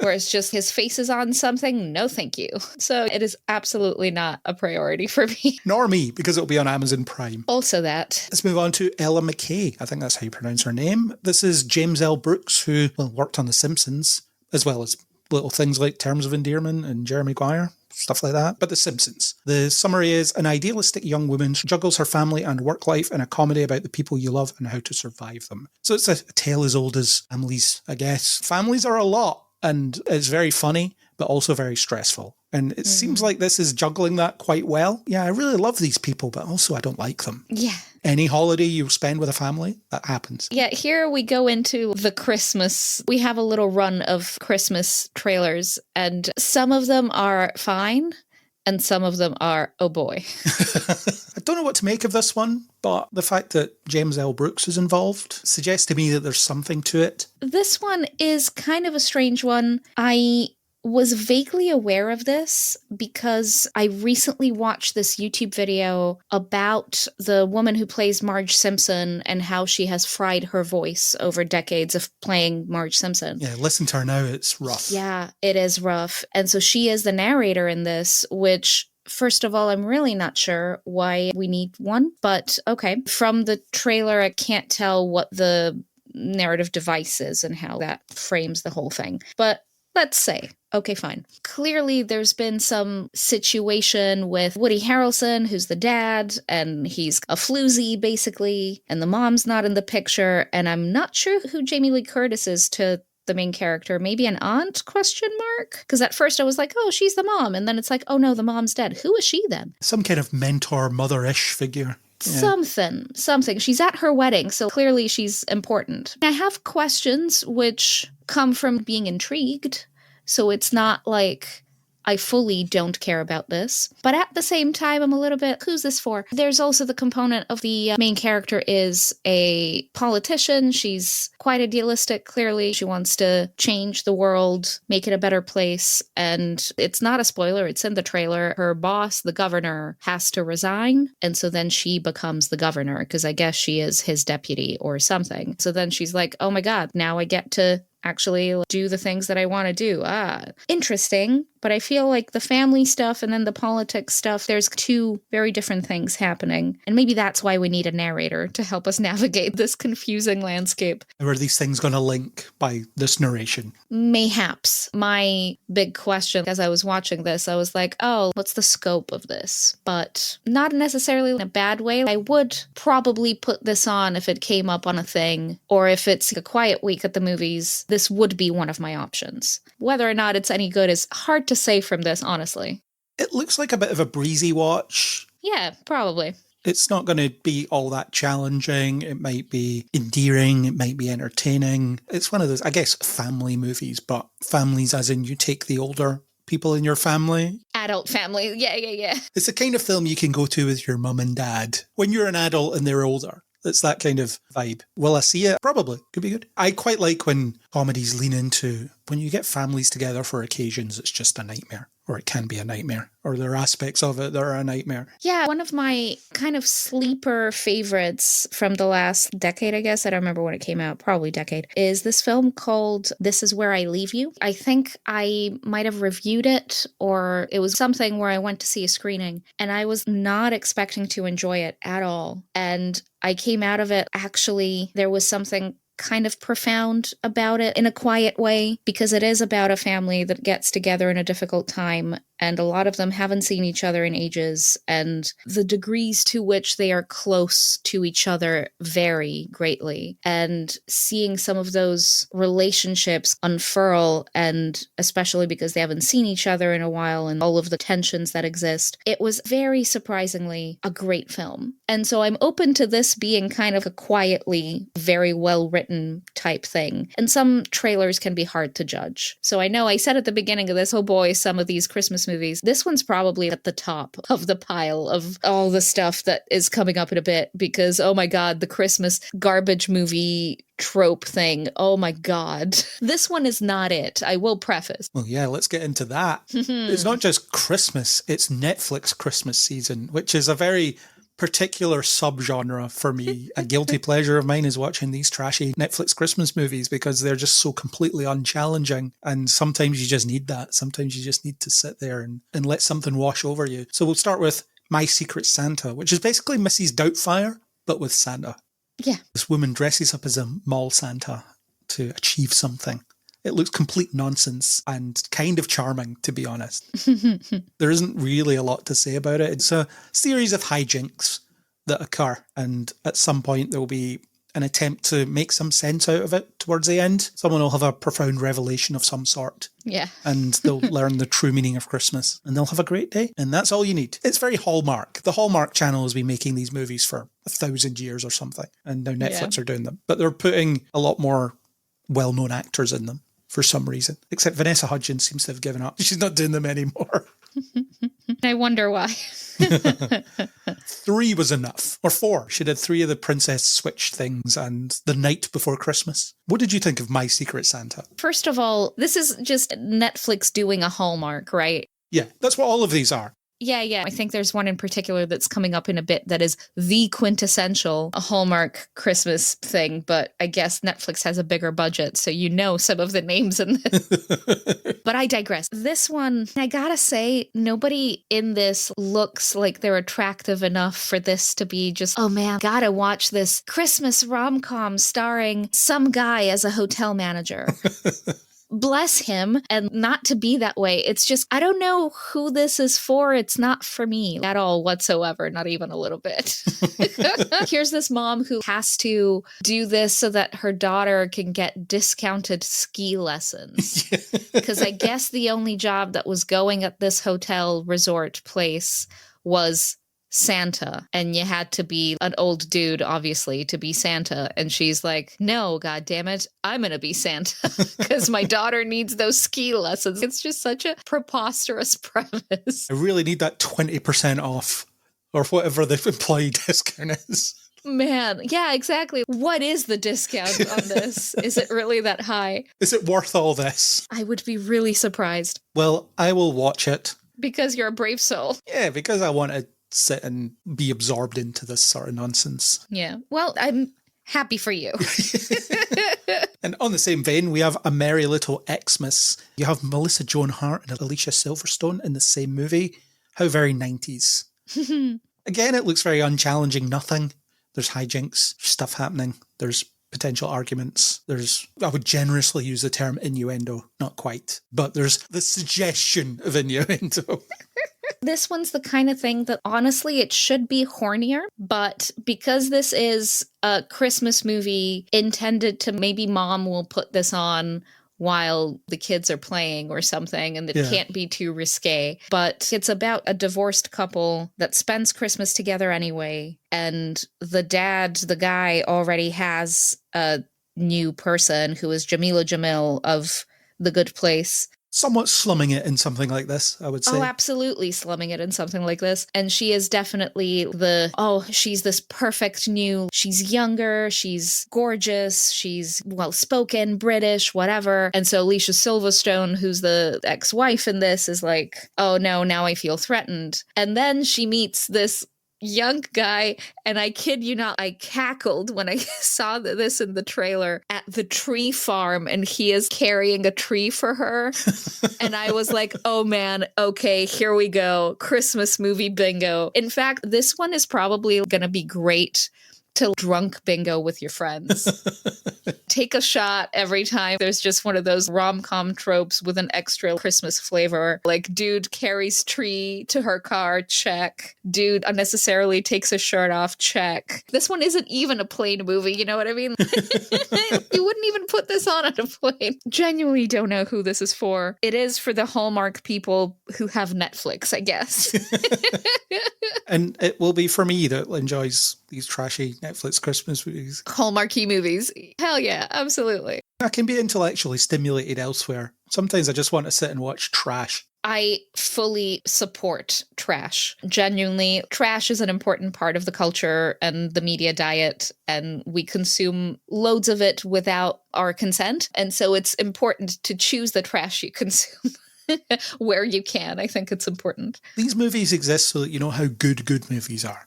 Oh, yeah, absolutely. If everything was great, there'd be no contrast and we wouldn't have any fun. Yeah, for real. The guy that you spoke about that takes his shirt off, he was in, speaking of Netflix trash, a movie called The Wrong Paris, which starred Miranda Cosgrove as a woman that wanted to go to art school in Paris because that trope is back. Okay. She can't afford to go, so she decides to go on a Bachelor-style TV show because it's going to be set in Paris, you see. So she gets to go there for free. Oh, so then the TV show pays the... Yeah, okay. Yeah. And she gets to make money by being on the show, and if she gets cut in the first round, then great. Turns out the Paris that the show is set in is actually in Texas. Oh, no. It was all a big fiction. Oh, no. And of course, she wants to get kicked off the show, but she can't because the guy ends up liking her, and you can pretty much figure out the rest from there. I see. It was pretty trash, but again, I needed it. When I watched it, I needed it. I'll never watch it again. I never need to watch it again, but I know that I did. Fair. Yeah, I enjoy films like this. In particular, when I'm sick, is the sort of thing where it's like, oh my God, I don't want to necessarily engage in highly intellectual forms of entertainment right now, but I want a story still. Tell me a story, please. It's cold outside. I'm kind of sleepy. I just want to, put something on. Wrap myself up in a duvet, stick this on. I will take some of it in, and that'll be enough. Yeah. Absolutely. Moving on to my favourite of this run, at least based on the trailers, Jingle Bell Heist. You have Olivia Holt in it. I love Olivia Holt. I think she's great. If you ever watched the Marvel adjacent but Marvel show Cloak and Dagger, she is Dagger. Oh, yeah. That's where I know her from. Sure. She's very, very good. She was also in Heart Eyes, which was a really surprisingly good slasher movie that was out maybe this year, maybe last year, I can't remember, but it was good. She was very good in it. She's just very good in general. This looks like a fun heist situation. It's another one of those movies about taking things away from people that screw us over. So it's in that Eat the Rich kind of sub-theme. Into it, yes. Really into it. There's a will they, won't they with some British guy, and there'll be a heist. Could be fun. It looks like the best of the run. Doesn't mean it's going to be any good, but I like Olivia Holt and I'll watch anything that she's in. I'm not necessarily an Olivia Holt fan per se, but I do like her. I like the guy who was in Sex Education and William Tell. He is very funny. I think he's got range, which I'm enjoying in basically everything I've seen him in. He's been great. My big question is, who is this random American girl working in the UK? It pulls me out because she just has a really random clerk type job, and Americans need visas to be here and they need to be sponsored. And so it's, what are you doing? Even if you're a student, you wouldn't be working in a department store. You probably don't have a permit to work. And so I was just like, why cast this girl and not some British girl? The suspension of disbelief was really difficult for me just because I know about all the visa stuff. Maybe it'll explain all that. Who knows? Who knows? Maybe. I'm open to that. But if you can get Olivia Holt, get Olivia Holt. Yeah. Especially in something like this, which probably isn't the most challenging thing she's ever done. Or maybe it is. I don't know. It just looks a lot of fun, and I'll need to consult with our top donor, Violet, to see if Olivia Holt should be added to the girlfriend list. Once again, not CD whatsoever. It's just people I admire and like to watch, and she's one of them. It's a heist. I enjoy a heist. One does enjoy a heist. Talking about earlier, noticing the structure. That's what heist is all about. You know the structure, don't you? They plan it meticulously. It all goes wrong. They have to improvise and stuff happens. Yeah, something has to go wrong. Otherwise, where's the suspense? But it's a Netflix Christmas movie, so it might just go perfectly. Ooh. That could be the twist. That was really easy. The only drama was that they argued before they did it or something. I don't know. Or something goes wrong, but it ends up making the plan easier or something. I don't know. But these Netflix Christmas movies are famous for just being completely unchallenging. The Princess Switch movies that I talked about, you have all these situations where it looks like she's about to be discovered and then it isn't even close to her being discovered. There's just no tension, no drama whatsoever, even though you've created a scenario that should have that. Yeah. I'll watch this for sure. It's kind of annoying that they're all appearing towards the end of November. It's a hard rule for me not to start any Christmas movies until December 1st. You could wait a few days. Yeah, I refuse to engage with Christmas until December. That's just a hard line for me. I think that's fair and respectable because a lot of people don't. And my supermarket had Christmas things on since, I think, August. There's already mince pies. There were mince pies earlier this month that go bad in a couple of weeks. So are you expecting me to eat mince pies now? But they're a Christmas food, so I should eat them in December. But these go bad way before December. Why would I eat them now? Leave me alone to enjoy the holidays in a timely manner that makes sense to me. Although I have already bought Christmas trees-shaped pretzels. At 2, Craig. At 2. But they're just pretzels. Yeah, but that's how they get you. First it's just pretzels, and then it's just the Lebkuchen cookies, and then it's just the little sets of cheese, and then it's just the little sets of nuts that you can't get this flavor the rest of the year. And it's like, sir, it's October. It is the rest of the year. I don't engage with any of those, but I like pretzels, and by the time I go eat them, they're mostly broken anyway, so the shape does not hold. But the movie moratorium you will keep. Yes, the movie, and I won't wear any Christmas t-shirts or anything like that. Right, yeah. Until December 1st. And then I'm all in. Jingle Bell Heist, really looking forward to it. Mostly because of Olivia Holt. The rest of the film can take her leave, but she'll be good, because she usually is. Getting out of the Christmas vibe now, we're going to talk about the next MCU show, talking about things that have been left on a shelf for a while. We have this Wonder Man, where you have Yahya Abdul-Mateen III playing Simon Williams, who is an actor trying to revive an old TV character called Wonder Man, as opposed to just being a superhero, which is something I have questions about. They're doing the thing that Thunderbolts did probably better, the idea of superhero fatigue being your idea, being your theme. Everybody's sick of these, we need to reinvigorate, blah, blah, blah. We're going to bring this show back, and there's all sorts of contention for the role. Perhaps Simon Williams is not seen as the best fit. Who knows? You have Trevor Slattery again. Shouldn't he be in prison rather than auditioning? I do have questions, yes. He used to be a terrorist. Yeah, that's not really something that they just let you away with. He had to be abducted from prison and taken to wherever Shang-Chi's dad was. But now he's back in the acting pool. I don't think that's realistic in any way. But yeah, my question is, are they going to have superpowers, or is this just going to be a Hollywood satire, or is he going to get powers at some point, or does he always have powers? I don't know. I don't really know what this show is, which is weird because when it was announced, it seemed to be, we're going to do Hollywood satire in a superhero framework. Whereas this just seems to be a world where superheroes exist and they're making TV shows about them, and maybe there's no powers, in which case it's just going to be a mishmash of nothing. maybe. I am assuming that the superpower thing is going to play a part at some point, because otherwise I'm really not sure what its role even is in the MCU. Other than it's just a TV show that exists, maybe. Maybe, but the existence of Trevor Slattery, as much as it makes no narrative sense, I love him. I love him as a character. He was my favorite part of Iron Man 3. Oh, can't stand him. I love that that was what they did with what otherwise would have been a very racist stereotype. And there's something else about him that's just interesting. I like him a lot. But the concern of what is this? Where are the superpowers? What's happening? I'm not fully sure about it, but I think they're just trying to keep it not too spoilery because it's probably all just going to be right out there. I think they're being cryptic on purpose. You should probably hint at the superhero aspect of it, though, because at this point you're just like, why would I watch this? Because otherwise, this is just a show about making another show. That happens to be set in the MCU for some reason. Yeah. It wouldn't be interesting if there is no connection and no relation. A radical departure from the Simon Williams character in the comics, which isn't necessarily a bad thing. But you have to convince me why your take is going to be a worthwhile departure, and so far you haven't done it. Yeah. It feels like it's a show that Marvel don't care about anyway. They haven't announced what the release schedule is going to be. They've announced when it'll be on. They haven't said if it's dropping all at once or if it's going to be weekly or if it's going to be in batches or whatever. Ironheart's release schedule suggested that they just wanted rid of it. They were contractually obligated to release it, but they didn't really care about it, so they just did it. I think it was across 2 weeks. Yeah. I feel like this is going to be roughly the same, something like that. Maybe all at once or maybe across 2 weeks. Maybe. And maybe that's okay.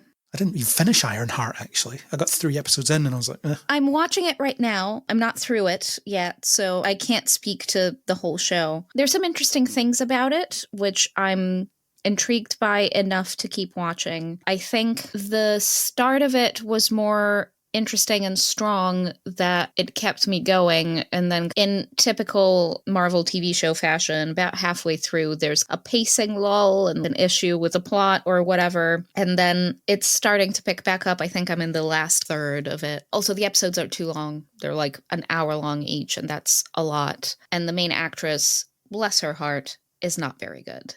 And so you're watching for the rest of it and or the plot, but the girl who is Riri Williams is sleepwalking through it a little bit, and I don't know that she is strong enough to keep the audience's attention by herself. And then the plot has, I think, a couple different strands that are a lot, basically. Do you care about spoilers? Are you going to watch this? I would say be careful in case the audience... In case the audience. So I will say that the show blends some magic stuff that is not in Riri's wheelhouse in with the Iron Man things. And then there is Iron Man lore that comes back. And those are 2 pretty involved subplots, and they're both happening at the same time. And I would argue one is enough.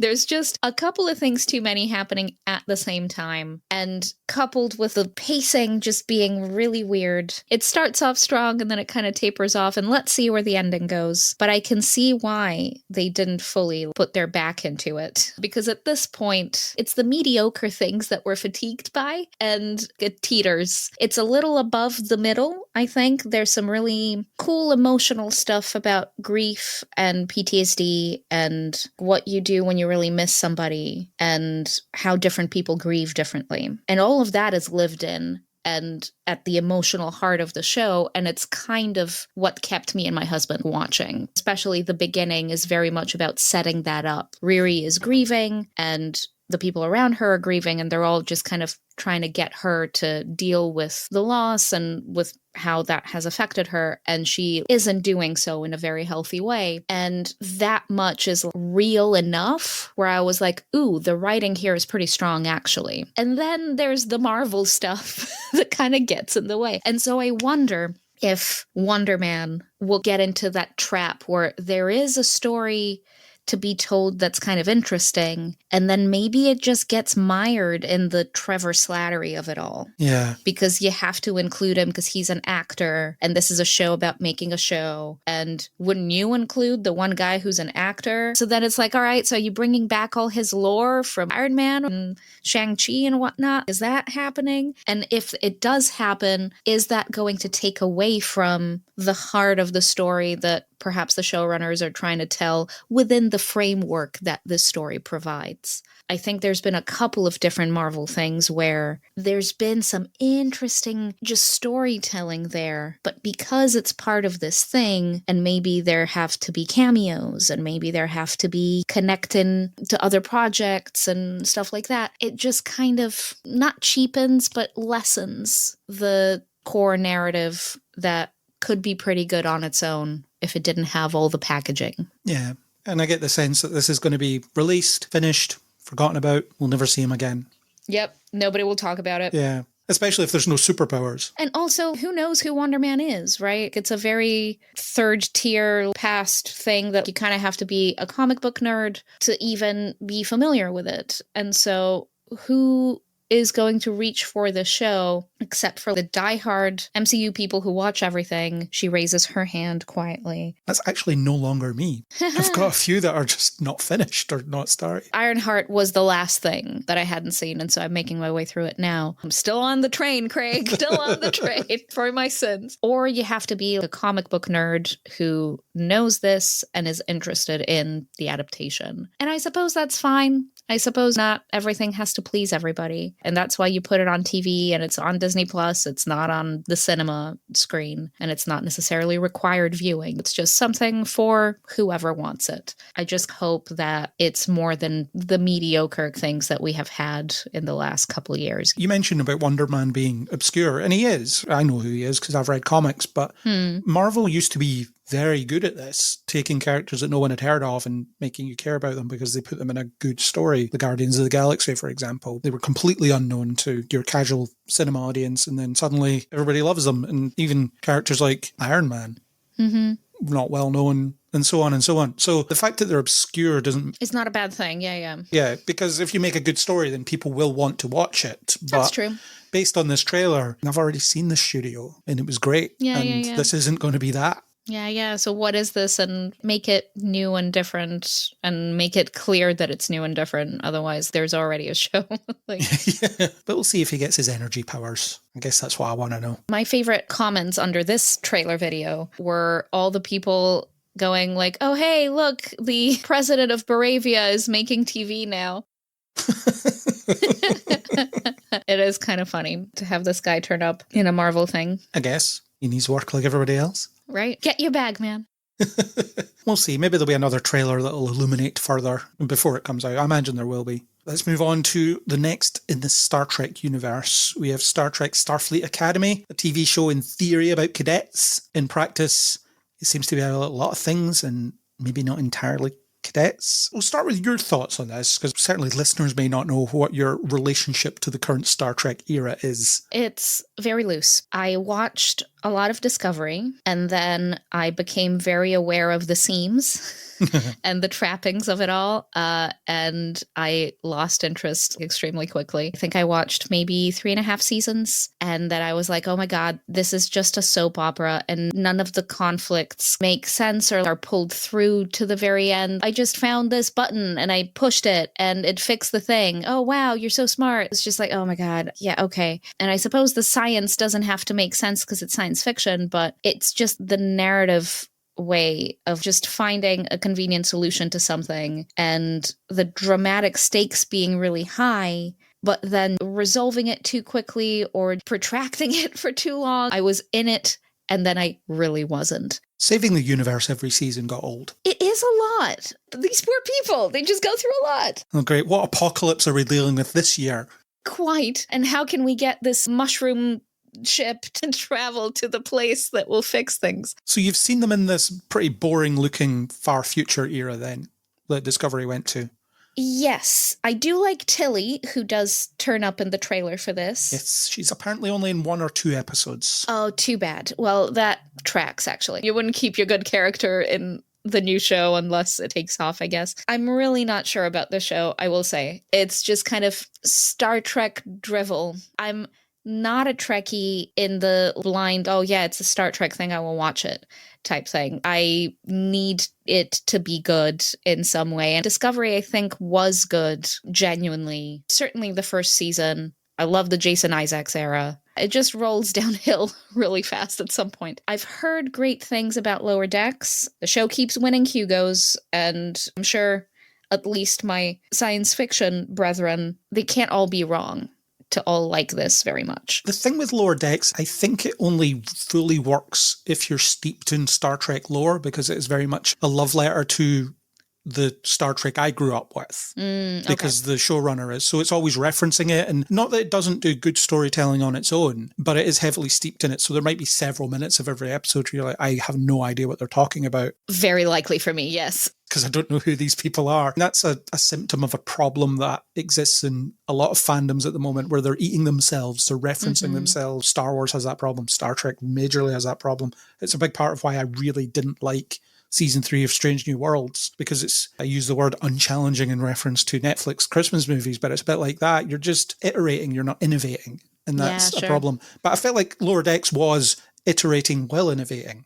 Because the thing is, its central premise is these are all fans of your heroes in Star Trek. So it's not as if it's crowbarring these things in. It's a feature, not a bug, so to speak. Prodigy is the best modern Star Trek show, because I think it does a really good job of being a sequel to Voyager that doesn't get overpowered by being a sequel to Voyager. It's the story about the young characters in that show. And Janeway and so on, they sit in the background and they have their own stuff to do, and they'll reference stuff that went on in Voyager, but it never stops to wink at you to say, hey, this is what you should remember. It's more supporting the lessons that the young characters are learning. And it's very much about, we're looking to take this franchise forward with these guys, rather than constantly handing the torch back to the old guys. And Strange New Worlds, it's just very safe and dull. And Darren Mooney, who was on our podcast about season 3, referred to it as cozy core. Just everybody gets along and there's no real conflict, and any conflict is resolved a scene later, or never brought up again even. It's never even resolved. You know, these two characters might have a falling out for a bit. Nah, next episode they're playing games or whatever. It's all dealt with. And here's Kirk for some reason. That happens a lot in Strange New Worlds. Starfleet Academy, I already said the era is boring. The 32nd century doesn't look that interesting. I've wanted a Starfleet Academy show for a while. Anybody who listens to me a lot will know that I do enjoy a teen drama. I like watching CW shows, or the shows that were. I referenced the OC earlier. I loved the OC when it was on. Oh, absolutely. I loved watching Riverdale, Smallville, these teen dramas. And I think there is a lot of merit in coming of age,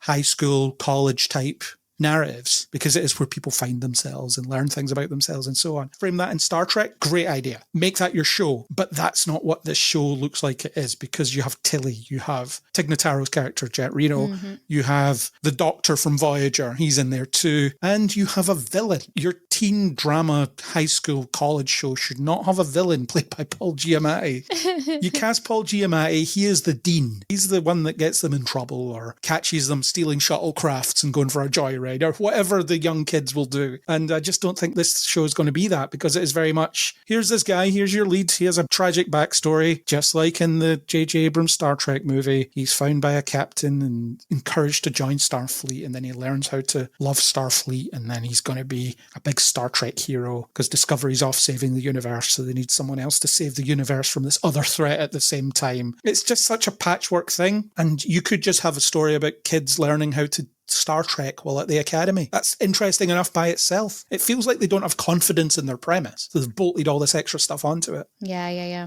But how did they get Holly Hunter? How did that happen? That is a fair question, actually. What you said about the cozy core thing, I think that has been my issue with modern Trek, I guess, because it's not really present in all Trek, but the cozy core aspect is not something that speaks to me personally. And I talked about how Lower Decks wins Hugos and stuff. Other things that win Hugos that fall within this category of, oh, everything's cutesy and we all get along and conflict exists to drive maybe the next cliffhanger forward, but the rest of the time we're all just a big happy family. It's been a genre thing that has been quite popular in the last, I want to say, 10 years. And I don't begrudge the folks who find comfort in it, especially because the world is the way it is right now, and we want to believe in a better nature of people and a better society being possible. I just personally don't find entertainment or comfort in those kind of stories that have nothing to keep driving them forward except we all exist here. To me, Star Trek should be uncomfortable some of the time because it is well known for blazing a trail in terms of telling difficult stories and framing modern issues in a science fiction lens in ways that just really make you think about stuff. The most celebrated episodes are about difficult subjects, and they're just not doing that anymore, which just makes me watch an episode of Strange New Worlds and think, this was nothing, it's very glossy, but I don't feel stimulated by it. I don't feel nourished intellectually by watching this. It hasn't really made me think about anything, other than, that reminds me of that Star Trek episode, except not as good as that one. I have that episode at home, but I'm also watching this at home. So why should I watch this when that other better version of it already exists? It seemed that Starfleet Academy was going to be a shot at something unique, but they've already said there's going to be kind of a mission of the week structure. So is it just another ship show, but they're all young?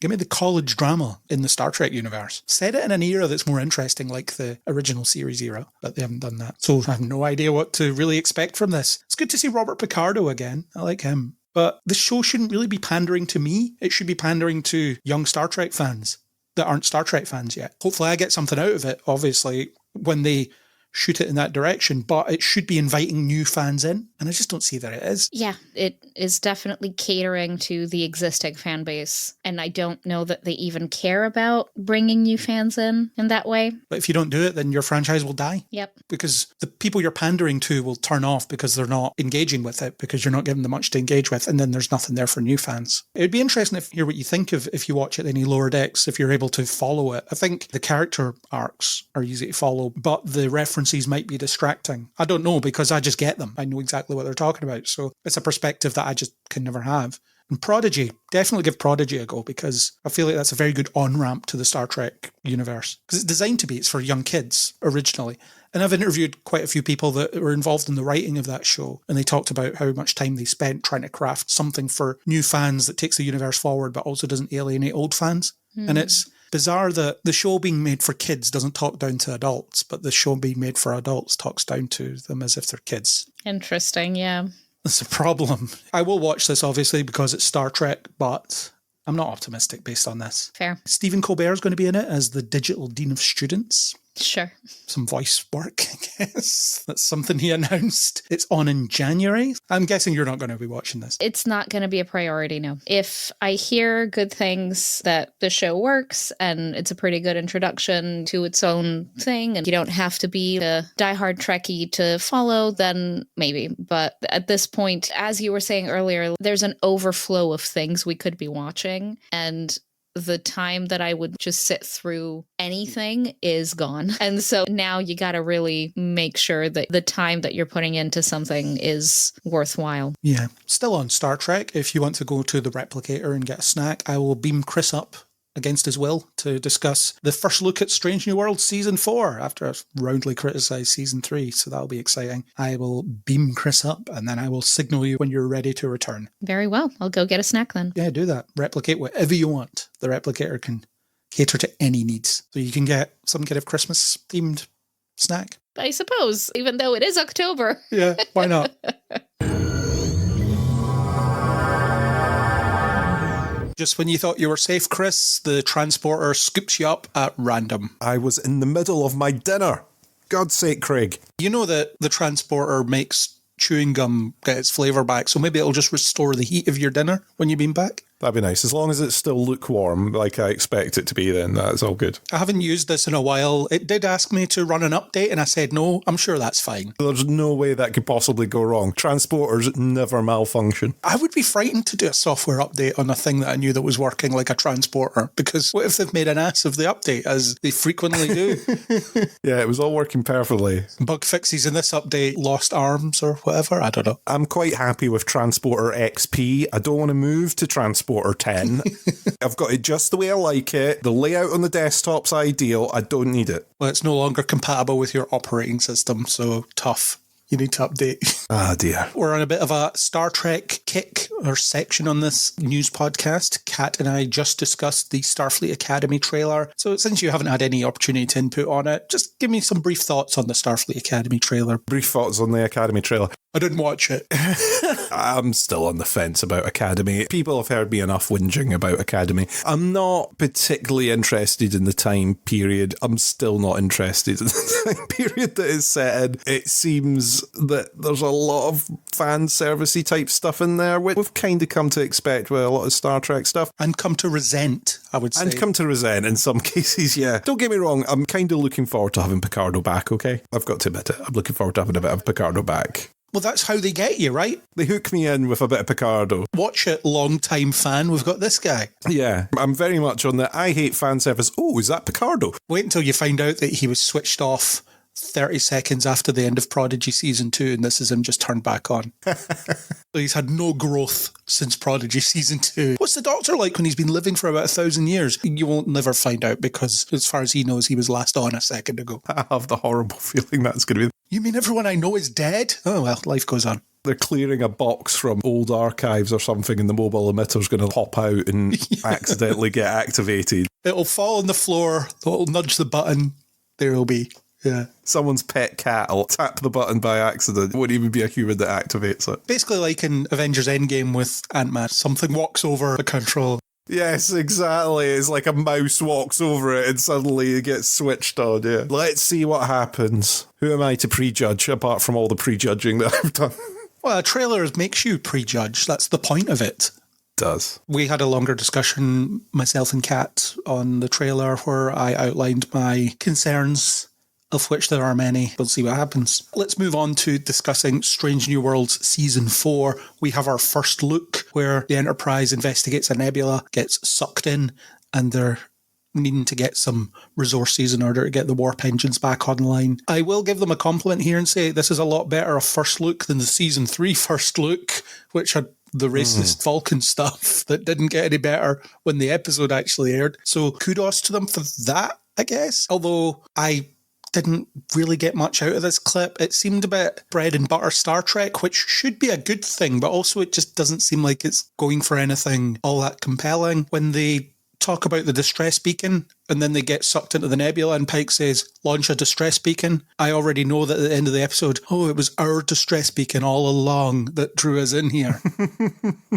That's what happens in the second episode of Voyager, if you remember. They detect a distress signal that ends up getting them trapped to then send the distress signal in the first place. Their own echo coming back to them. It's a trope that's been done a couple of times, isn't it? Voyager's the one that I could remember off the top of my head, but I'm sure there's been other, maybe I'm getting mixed with other shows where they've done similar. I got into this mess because I coaxed myself in accidentally. We're completing a time loop, basically. The only thing I could say, maybe we're not giving them enough credit, and maybe it's an absolute plot twist where they're like, we're going to set this up where everyone knows exactly what's going to happen, and then we're going to do the old bait and switch and be like, ha, it wasn't that all along. I think they're that clever?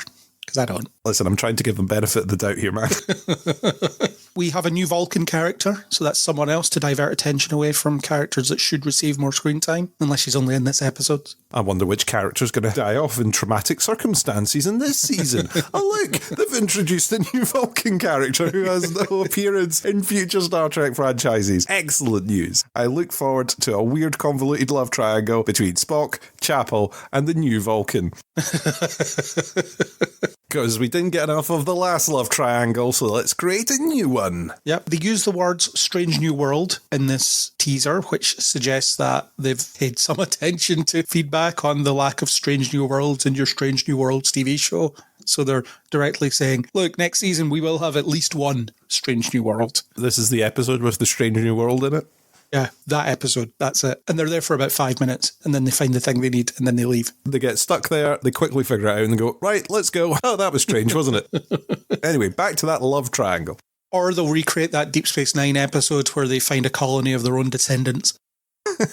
Oh, no. Or the Enterprise episode where they did the same thing. I'm just so cynical about Strange New Worlds at the moment. I have no faith in it to recover. I know. It's such a shame, isn't it? The only other thing I was thinking was when they were talking about how they didn't have enough reaction mass and stuff, and it was making me think of the post-burn stuff that they did in Discovery. Oh, yeah. That scarce resource that wasn't really that scarce. The scarce resource, the unobtainium that they had to make the ship go whoosh. It's uridium they need to reignite the warp drive, which all right, Star Trek nerd here, but I've never really heard of them say that that was required. It's always just dilithium or deuterium. Those are usually the two resources that they need to get a hold of. Maybe we've not heard about it because by that time it had run out because of stuff and reasons. I don't know. Or they're just dropping science terms without thinking about what they mean or what relevance they have to anything. Yes. Deploy the words. We'll stand here and we'll look at the screen and I'll explain everything and it'll make no sense. Which is classic Star Trek, to be fair. But at the same time, Strange New Worlds hasn't really got much else going for it in terms of innovation. So whenever it's doing all Star Trek does this, it's, yes, all Star Trek does this, but what are you doing? That isn't what all Star Trek does. I also, to its credit, I will say that the visuals were very nice. The ship visuals and the CG around the phenomenon that they're in. They always are, though. I would say that's a given at this point. The show looks great. Yeah. It's a nice screensaver you could have, I guess, of that nebula. If we ever needed screensavers anymore. We don't use them anymore, do we? My strange new screensaver. Or a desktop background, I guess. You could have that. Oh, a desktop background would work. We still have them. You never see them because you always have windows open that have other stuff in them. But you can have them. It's your own little bit of personalisation that no one ever sees. Yeah, my Windows XP transporter still has 3D pipes on it. I personally have the DVD idle menu, the bouncing DVD video thing that sometimes gets to the corner. The most exciting thing you can have. In terms of the cinematography, I found the rolling camera a bit much. Oh, when they were getting grabbed. When it was just spinning as they were talking, it was very distracting and not in a good way. We also have more of the, isn't our job great? Isn't it amazing that we get to do Star Trek type dialogue? Aren't the visuals that our visual effects team done really nice out there? Yes, Captain, I think the visual effects guys did a great job on this one. Aren't we lucky? So in conclusion, Strange New Worlds Season 4 needs to do a lot to win me back because Season 3 was very disappointing. And you can listen to yourself, myself and Darren Mooney discuss that at length. Anything else on this clip? No, I think that's it. It's 4 minutes. They do stuff. At least it's not the puppet episode. Unless it is. Unless this is secretly the puppet episode. This is the gateway into the puppet episode. Could you imagine? It's like when you kept hoping that the musical episode of The Flash would be the one where Savitar kills Iris. Well, this took a swing, but not in the musical sense. A bit of a music pun for you there. Excellent work. Thank you. I feel recognised. And we have one more Star Trek thing to discuss. In the wake of the Skydance Paramount merger, there's talk about Star Trek's future. We don't really know what it's going to be. They'll fulfill their commitment to the 2 seasons of Starfleet Academy and 2 seasons of Strange New Worlds. We know that much. But what will happen next is up for debate.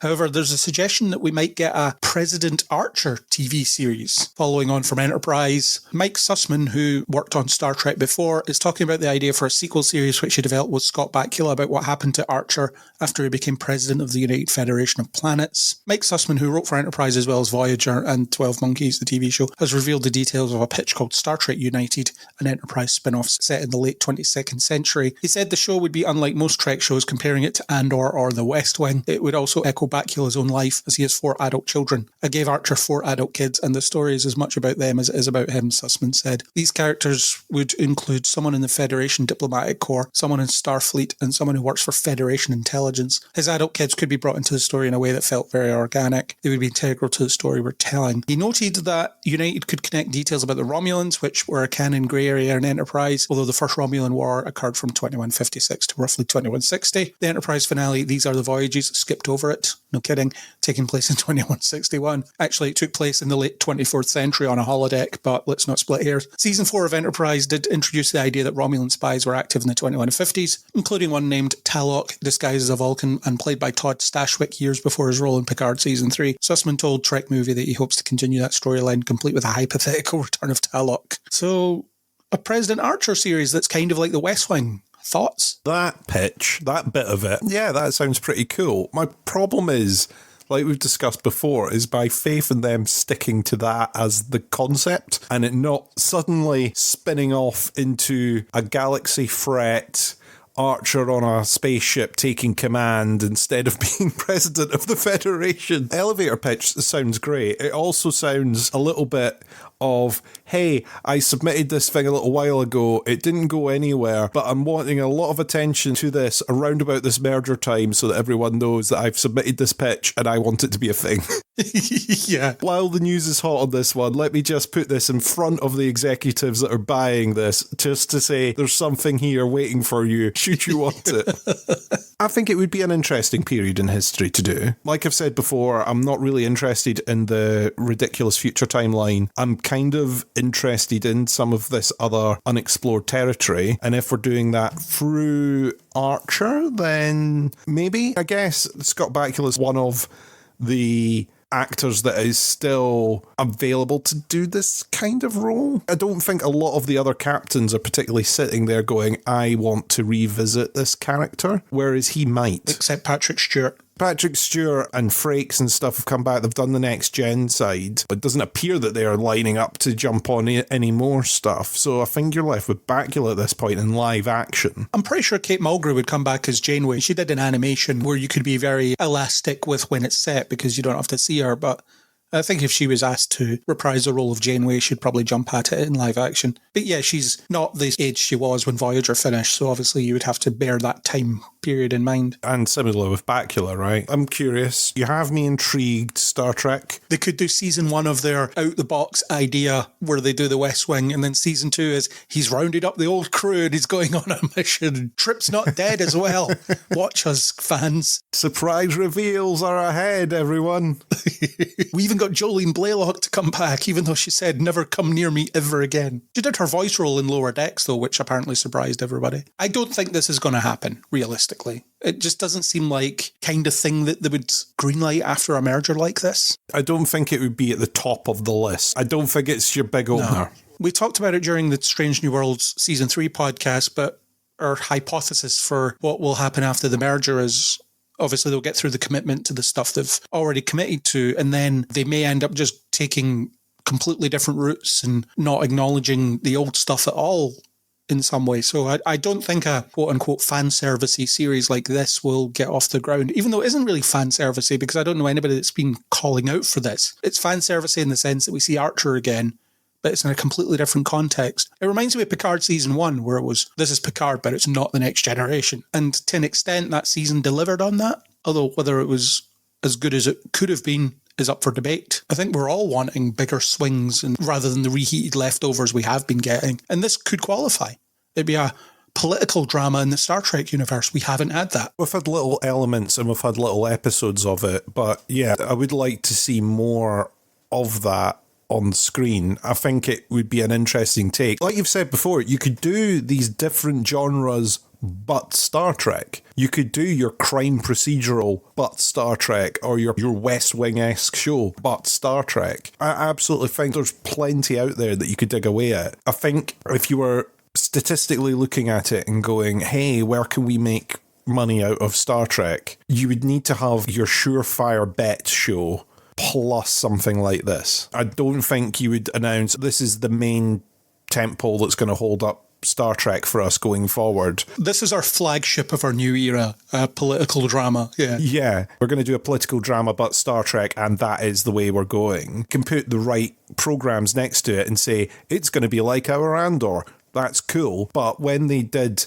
Andor, the surefire bets that they were hoping on at the same time as Andor were your Ahsoka show and your Mandalorian and your Boba Fett and your other stuff that they were commissioning at the same time. And Andor was kind of one of those out there ones that turned into a big success. So yeah, this has absolutely got the potential to do that. I just don't think it's going to be the first one out the gate. I think they're going to come up with we're going to have a ship that's going off doing blah blah blah show and use that as the big, we're doing this, be it we're rebooting the original series, Paul Wesley has a really well written contract, everyone, we can't get rid of him show, plus hey, we're going to do this Bakula thing on the side, it's only going to be 6 episodes long and we're going to release it this way and it's going to be really special and well done.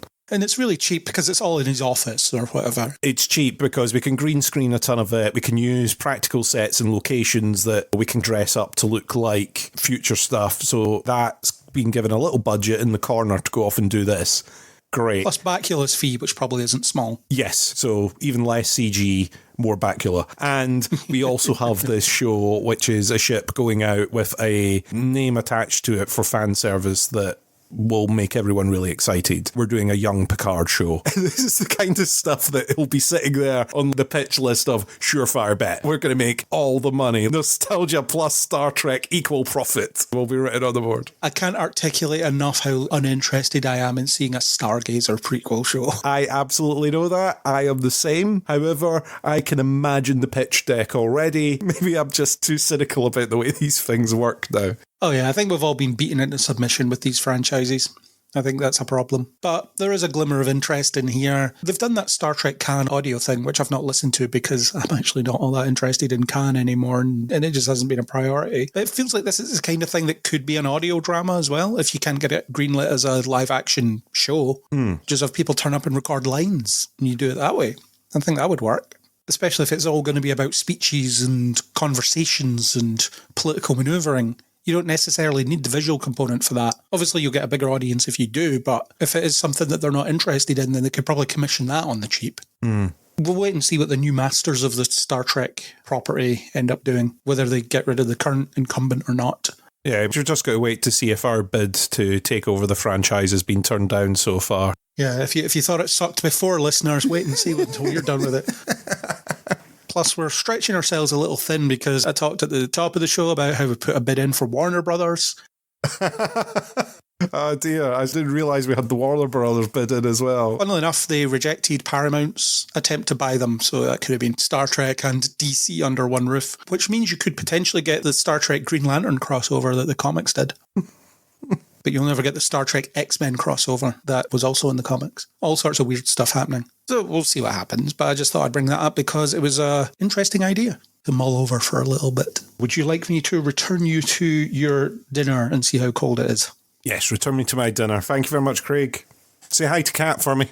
I will. Thank you for allowing me to disrupt your routine of eating lukewarm dinner, as you put it. Thank you for having me, Craig. You're welcome. Energizing. And we're back. How's your snack? Very good. I fabricated myself a couple of peanut butter cups, which are not seasonal, and they were delightful. That's good. Chris, I assume, says hello. It hasn't happened yet. There's a weird time loop, but I assume he says hello. Weird time-space continuum, yes. Let's move on to the rest of our stuff. We have a few things. Let's start with Disney. We don't have any Marvel or DC pillars this month. They're not up to anything. I guess Marvel are busy reshooting Doomsday, that film that everybody definitely wants to watch. Disney, they are adapting Catherine Rundle's Impossible Creatures book series. They're looking for their next franchise, I suppose. Who's this for? Is this for young boys? Probably not. I think it's kind of Harry Potter-y. There's magical creatures, and I think it's a fantasy world. I don't think that it's Harry Potter-y in the sense that it's our universe or anything like that. I guess these have been really popular, except I'm not young enough anymore, and so I've not really been keeping up. But it's a landmark new fantasy series. It's got kid protagonists, magical creatures. There's an invented bestiary of various magical things, and apparently they are incredibly popular, which is lovely to see. Let's move away from Harry Potter, please and thank you. So that's great. And clearly she is stoked about this deal because it's a full deal.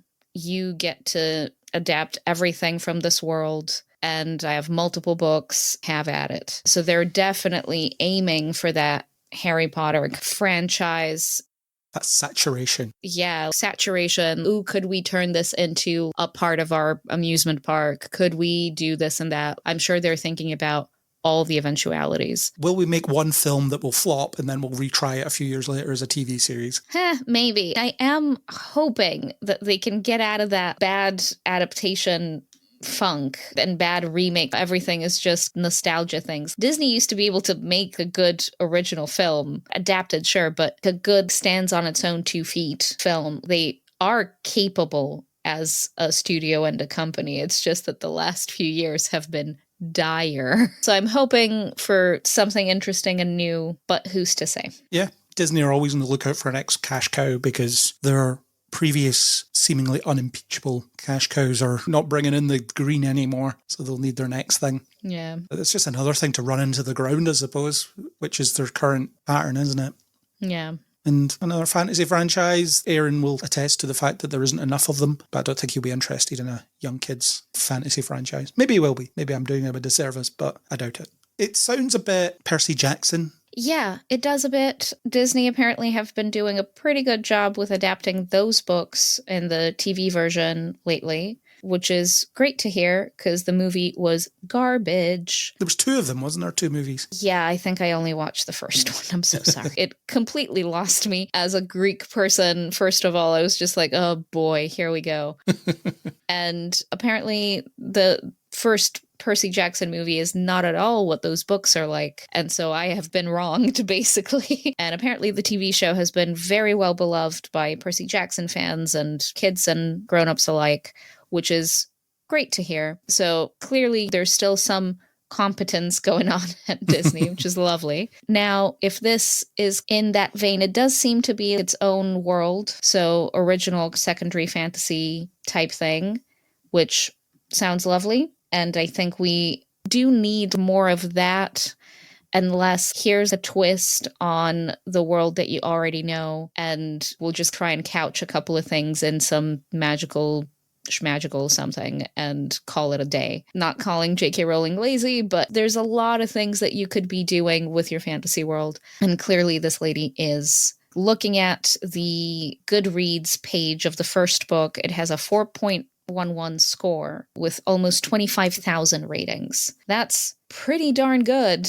She clearly has done great work here, and just poking around here, it seems very well beloved. Hey, here is Rick Riordan, author of Percy Jackson, writing a review of this first book, and he has only good things to say. Here for it. Books-wise, this isn't for me necessarily, just because it's probably a little too young for me, but I'd be down for a new franchise of something. My one caveat is that right now, as much as I am the MCU person who will watch all the things and all of that, at the same time, blindly supporting Disney right now doesn't fully seem right at the same time. So I will keep an open mind, and I hope that this turns out well, mostly because we need a new something that isn't a nostalgia property, that isn't just another remake waiting to happen. Maybe something that could give us a couple of different iterations. Here's a film, maybe here's a TV show, maybe here's something at the parks for different audiences, the different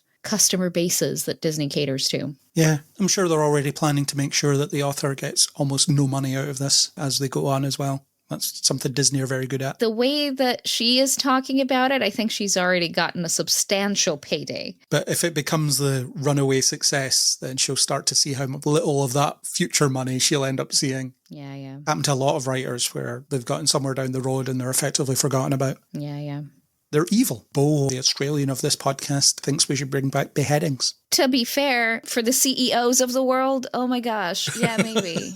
Honestly. Maybe not. I don't think we should murder anybody. I think the good fortune approach of let them live my life for a week and see how they get on. Yeah. Maybe try that. That should be enough to make them feel like they should be dead. Yeah. Moving on, we have Dakota Johnson doing her feature directorial debut. She previously directed a short on drama A Tree is Blue with Vanessa Burkhart, Charlie XCX, and Jessica Alba in negotiations to star. Burkhart wrote the script as well. It tells the story of a young woman on the autism spectrum who breaks free from her overprotective but loving mother in search of freedom, friendship, and a little chaos in the summer after high school graduation. Johnson's cha-cha real smooth co-star Burkhart, who is making her screenwriting debut in the film, is herself autistic. So it's a personal story, which is cool. Dakota Johnson really cashing in those Nepo checks, getting a feature directorial debut. So, yeah, fair enough. Maybe that's where her time is better spent. Yeah, she's not the greatest actor. Yeah, no, maybe that's where you should be. That's okay. Because genuinely, it's been kind of rough lately for Dakota Johnson. And sometimes it is where those people who have been acting for a long time and clearly their heart isn't in it, then they get into directing and it's like, oh, this is what I should have been doing. I'm open to her potentially being good. She could also be pants. We'll see. Yeah. Hard to tell. I think her short was quite well regarded. So it seems that she has some idea what she's doing. I like that there's a personal neurodivergent story in the center here. I'm into that. So I would love to see this, and I hope that it's good. For the love of God, please. Also, because here's this young woman writing a script kind of inspired by her own life, and she deserves a good start. And if Dakota Johnson's a decent director, maybe this could be the start of something. I'm open to that potentially being a good beginning. It's one of those things, because of the names involved, it will get made. Oh yeah, for sure. And she's putting in money as well. Dakota Johnson is. So it's not like there's financing trouble with this film. So that's all good. Not at all. No. Speaking of the little guy, I've not seen it yet, but the YouTube critic Chris Stuckman's movie is coming out this week as we record in the UK, and I'm going to go and see it. Oh damn, I didn't know he made a movie. Yeah, he did. It's a horror movie. Forget what it's called now, but I'm going to see it on Wednesday. We're recording on Monday, so 2 days from now. So be interesting to see. He spent a lot of time critiquing movies. Can he make one? Yeah, a lot of critics think that they could make a movie and then they realize that it's actually harder than it looks. Yeah. Well, good. I will look forward to hearing your thoughts. Yeah, I'll see what I think. Moving on, Netflix have set the new drama series Kennedy, which will explore the triumphs and tragedies of the Kennedy family. Michael Fassbender has been cast as Patriarch Joe Kennedy Sr. It's based on the book JFK Coming of Age in the American Century, 1717 to 1956. It will be showrun by Sam Shaw, who did Manhattan, Masters of Sex, and directed by Thomas Vinterberg, who did Festin and The Hunt. According to the official logline, the 8-episode series will reveal the intimate lives, loves, rivalries, and tragedies that shaped the most iconic dynasty in modern history and helped create the world we live in today. Beginning in the 30s, the first season charts the improbable ascent of Joe and Rose Kennedy and their 9 children, including rebellious son Jack, who struggles to escape the shadow of his golden boy older brother. This has been described as essentially the Crown, but an American version. It's an interesting, broad story, isn't it, the Kennedys?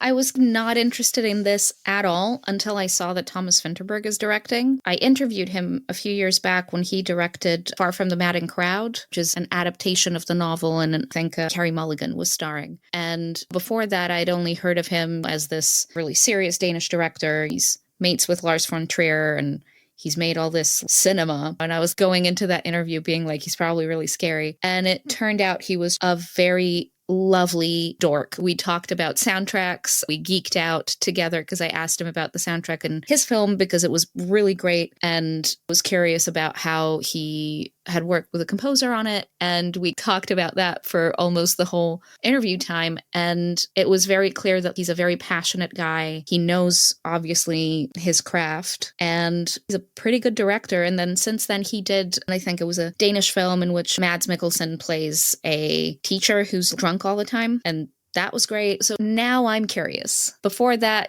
here's this American political dynasty where the latest descendant is ruining public health in America as we speak. So I had no interest in the legacy of this whatsoever. But maybe because here's a European director, so they're not necessarily trying to do a patriotic spin on this. Yeah, it wouldn't be glorifying it. Yeah. So I'm like, all right, now I'm less cynical about it. Maybe there will be something there that's artistic and has value. So okay, let's see where it goes. Let's see a trailer when that's ready. Yeah. Fassbender, it's difficult to gauge because he is in as much crap as he is in good stuff. Oh, absolutely. He has zero issues with being in garbage. He's not by himself an indicator of any quality. He just seems to enjoy working, and it doesn't matter what that's in. Or he likes working with certain people, even if they're not making anything particularly good. Could be an interesting story. I know very little about that dynasty, so I guess that's a place to learn about it. I only really know that John F. Kennedy, his presidency is essentially considered America as best, at least by a lot of people. Certainly of the modern era. I think the most popular president was Abraham Lincoln, and probably still is, but I think JFK was a close second. Well, Roosevelt, there's a few. He's top 3 president.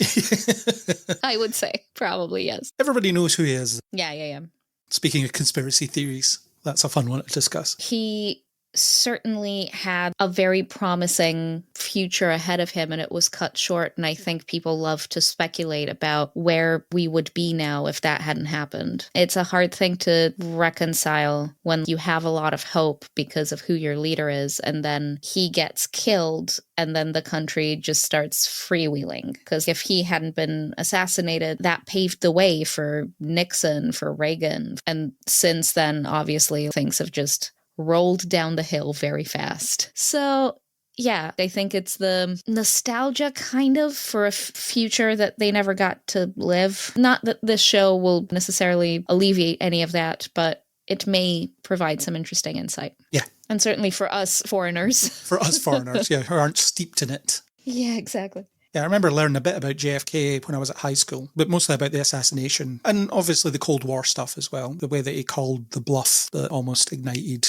nuclear war. Imagine different choices were made at that point. Who knows what world would be in. Yeah, exactly. Next up, M. Night Shyamalan is up to something. He's going to direct a scripted live-action TV show based on Mattel's famous Magic 8-Ball toy. It gets funnier. The project is written by Brad Falchuk, the co-creator of Glee, American Horror Story, the 911 series, and more television titans. I recently became aware of 911, and it sounds like such a crazy show that I'd probably really enjoy it. It's things like they have ghosts calling 911, and apparently the late season, someone goes to space. Okay. This show gets more and more insane. That kind of tracks because Glee was the same. Yes. Not that anybody went to space, but it certainly ratcheted up in craziness. Another couple of seasons they'd have been in space. Yeah. And then American Horror Story, I think, was kind of wild throughout. I never watched it. Never seen it myself, no. Especially after Glee. My threshold is very low.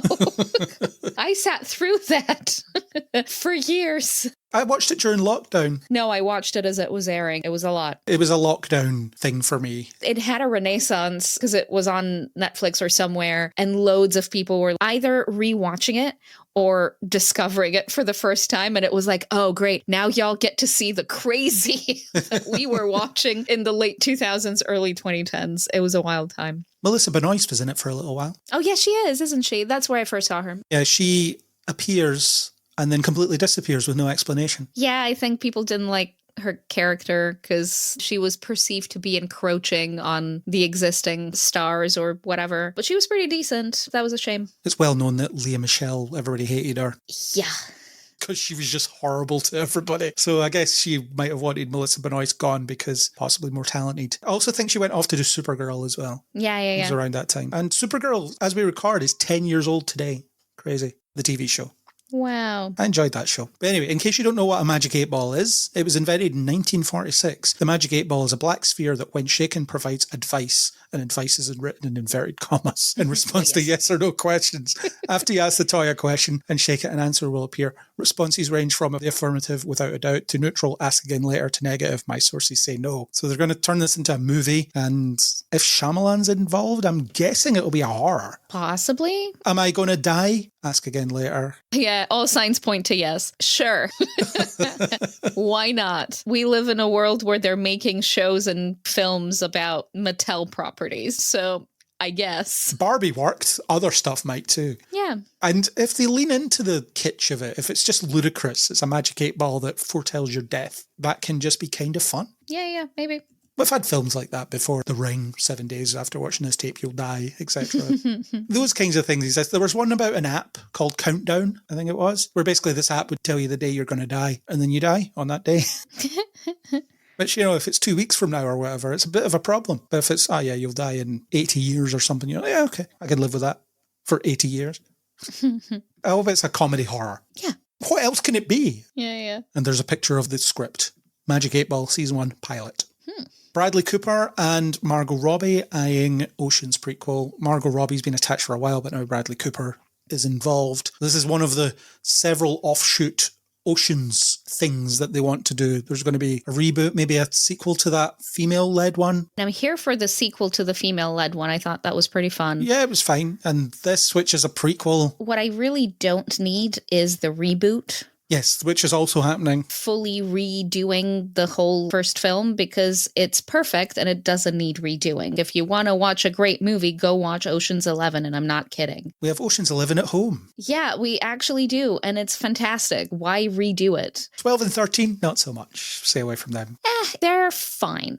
They're plain movies. There's a time and a place. The first one, though, I would argue is a masterpiece. Yes, it's very well constructed. It's the template for heist movies, or the modern heist movie. You've got great characters, you've got an actual journey, you've got fantastic score, excellent soundtrack. What more would you want? It's perfect, 10 out of 10, no notes. It's one of my top 5 films of all time. So I'm really bummed that there is room in there for more heist things. Yes. Sure. And clearly there's a whole little underground world of people who do this kind of stuff because Danny Ocean knows a bunch of people who clearly are off doing things elsewhere. That's like that job we pulled back in whenever. Yeah, those kinds of lines. Exactly. And so the prequel, for example, all right, so you're going to set this in the 90s or previous. I'm not disinterested in that. That much is fine. It's when you start talking about, we're just going to redo one of the greatest films ever made. Which is itself a remake. Exactly. They took something from, when was it, the 60s? Yeah, it was a Brat Pack thing, so it was Frank Sinatra and so on. Yeah. And so it's like, well, there you go, and it's been modernized. Now,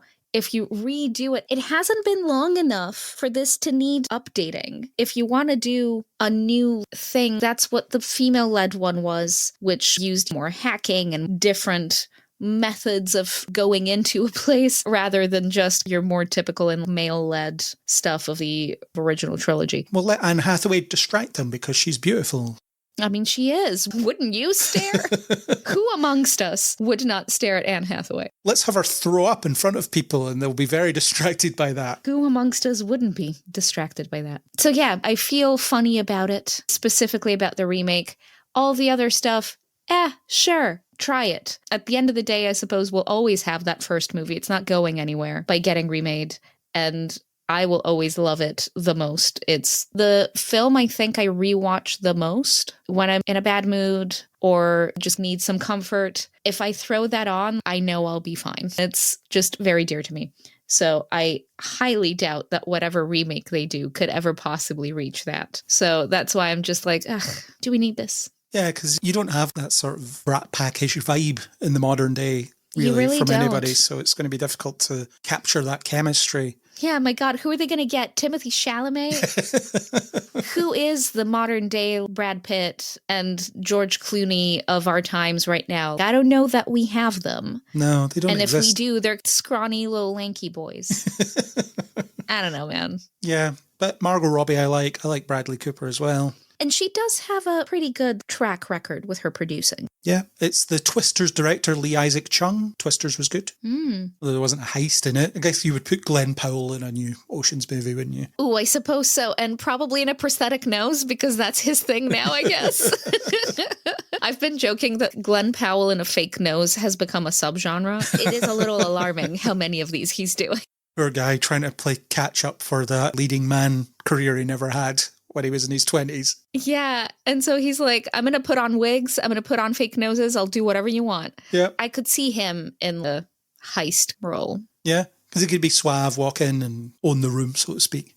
Absolutely. So we'll see if it ever gets made. It seems like they talk about making it a lot and never actually make it. Speaking of talking about things but not actually making them, Tangled live action is in development again. It was benched, but now it isn't. Scarlett Johansson is circling the role of Mother Gothel. So I guess that's the big name they needed in order to get it back on track. I'm guessing after Lilo and Stitch made all the money, they're like, let's do this. There's gold in these hills, so to speak. And that's why they're doing it again. Yeah. I hate this. Like all of them, it's completely unnecessary. Yeah, Tangled is a fantastic film. It's one of the few new era classics, I would say, and it does not need remaking. And also, bless Scarlett Johansson, she can sing, but I don't think she's got Mother Gothel in her. I would be extremely surprised, floored even, if she can do Mother Knows Best better, or let's say equivalent to the animated film. Let's see, but my money's on no. I don't need this. Nobody needs this. We have a perfectly good animated film that is excellent and we can just watch that. Do we need to make it again? It's right there, and it's not even that old. It's what, 10, 15 years old now? See any comment ever about any Disney live-action remake. Ugh. Although it was weird, because I think the original, as it will soon be known, Tangled, came out during a period of time where Disney movies weren't lighting up the box office. It was many years after that I ended up seeing it. I really enjoyed it, but it was just not a priority for me at the time. But like I talked about with Lilo and Stitch and stuff, I was at that age where I was too cool to watch Disney movies. As if I was ever too cool to do anything. It's just never been a thing that has been attributed to me. But I thought I was, and I was wrong. I missed out on some good films. I still haven't seen Lilo and Stitch, actually, either version. Oh man, Lilo and Stitch, the animated movie, is another one of my top 5. I highly, highly recommend it. It's so much fun. I will get around to it at some point. I don't have Disney Plus anymore. That's fair. Another time. It's kind of weird because, well, it gained a bit of a cult following. I think in terms of general audiences, it was a slightly forgotten one. Yeah. Because of just when it came out. And it was before Frozen and stuff, wasn't it? Where Disney really came back swinging. I think it was right before, yeah. I think it was Wreck-It Ralph that I came back to Disney for the video game stuff. God, the live-action remake of that is not going to be fun. Oh, boy. If they ever get to it. Another unnecessary thing. Yeah. I wonder who they'll cast as Rapunzel. There's no shortage of talented young musical theater people who could and would do a great job. It's just, you want to do that? Make a Tangled musical. Put it on the stage. Why not? Do you think they'll try and get Sabrina Carpenter? Why not? She could do it, probably. Probably. Ariana Grande is too old, I think. Sabrina Carpenter could pass for that age. Yeah, Carpenter could do it. She's also kind of tiny, so yeah. I was going to say Sydney Sweeney, but I don't know if she can sing. I don't know. It depends on when they start filming. I think Carpenter's probably a better shout. She does have acting chops and clearly singing chops. And the audience that'll bring in as well. That's true. I just don't want or need this, and I am resentful of it in advance. Yeah, but it's back in development, so what you say doesn't matter. It's going to happen anyway. Oh, I mean, yeah. For real. Speaking of things we maybe don't need, Johnny Depp is getting work again.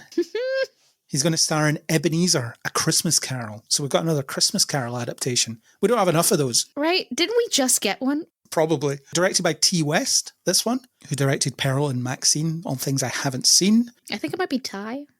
Ty West, okay. Anyway. That guy. Yeah. Andrea Riseborough is also going to be in it. Emma Watts is producing. The deal closed. The studio is looking to release the project on November 13th, 2026. Yeah, it's A Christmas Carol. It doesn't take too long to make. Is Johnny Depp a person anybody wants to watch anymore? I don't think so. I mean, he is a good actor, but I've never really liked him that much. Yes. And also I am genuinely convinced that he doesn't like acting. He just kind of lucked into it and kind of got stuck doing it. And then never got unstuck. And I think I might have mentioned this before in this podcast, so stop me if I have. But one of the last press conferences I did was the Alice in Wonderland sequel, the Tim Burton one. And Johnny Depp was there, and somebody asked him about this little band that he jams with Alice Cooper, I think. And his whole face lit up. And he was talking about it with so much excitement. The rest of the press conference, he was literally just looking down at the table and not really engaging. Like, ugh, I have to promote this thing again where they put me in makeup and made me dance. But when he was talking about this not very professional, it's just us getting together and making some music, he was so excited. And I think he might have mentioned there that he first moved to LA so he can start a band. And he started taking acting jobs because it was like, oh, if you just do this, it's this much, you get to do commercial, whatever. And then he started doing TV. And then he got, I think, Elm Street or whatever. And then it just kind of blew up and he was off making big money and the band never happened. And I think it's one of those things that he was like, that's not really what I wanted to do with my life, but it's made me money, so I'll keep doing it. But there's a bit of resentment and a bit of what if, wishful, I just wanted to be a musician. And I guess this is still the only way he can make money. And the thing is, at this point, we've all checked out. So I'm really not sure how this is going to do at all, let alone the fact that I genuinely don't know that we even need another adaptation of Christmas Carol. Well, Nosferatu director Robert Eggers is also doing his own take of the story with Willem Dafoe as Scrooge. Okay, but his take is gonna be weird. And I'm here for the weird. I'm here for the Robert Eggers, because I don't know who Ty West is. I don't know that he has any particular artistic inclination that would make me interested in this. Whereas Robert Eggers is a weirdo and he puts his whole weirdness into his things, and that's why they're good. So that's different. People liked his horror movies, but I haven't seen them. Johnny Depp is going to be in a film that's coming out called Day Drinker for Lionsgate, opposite Penelope Cruz. She was in a Pirates movie with him, wasn't she? Oh, yeah. It was not too bad, the fourth one. That's one of the 2 Pirates movies I've seen, weirdly. I've seen the first one and the fourth one, but not the second and third one. Actually, I think the trilogy does have merit, but in the whole, rather than the individual parts, there's bits in the second and third one that are pretty good. But the fourth one stands on its feet, and I was not expecting that. And then the fifth one is garbage. Just a waste of everybody's time. I didn't enjoy either of them, the ones that I saw, so I'm not going to go back and revisit. Fair. I was a big Pirates of the Caribbean girl back in the day. Well, Margot Robbie might be doing that too, so fill your boots. Margot, stop. Make the original films, girl. It's okay. She's just going to spread out into as much as she can, just so that she's got plenty of safety nets. Oh, I'm sure. That's what a good producer does. The title of that other project amuses me, Day Drinker. The irony. Sure, if you want to see Johnny Depp do stuff. I think he has more fun in Kevin Smith's movies than he does in anything else. And Kevin Smith talking about Johnny Depp as his neighbour and stuff was always great to hear when we were both at Edinburgh Film Festival and he was doing that. His daughter's very good in what I've seen her in. Lily Rose Depp. She's pretty good. She is pretty good, yes. He doesn't need to do stuff. He's rich enough, even after the recent court scandals. Yeah, genuinely. I won't watch it, but great. Last thing, Jim Carrey. He doesn't understand how to retire, apparently. He's in talks to star in The Jetsons live-action movie. And it's going to be directed by Colin Trevorrow of Jurassic World and Jurassic World Dominion fame. Oh dear. Oh boy.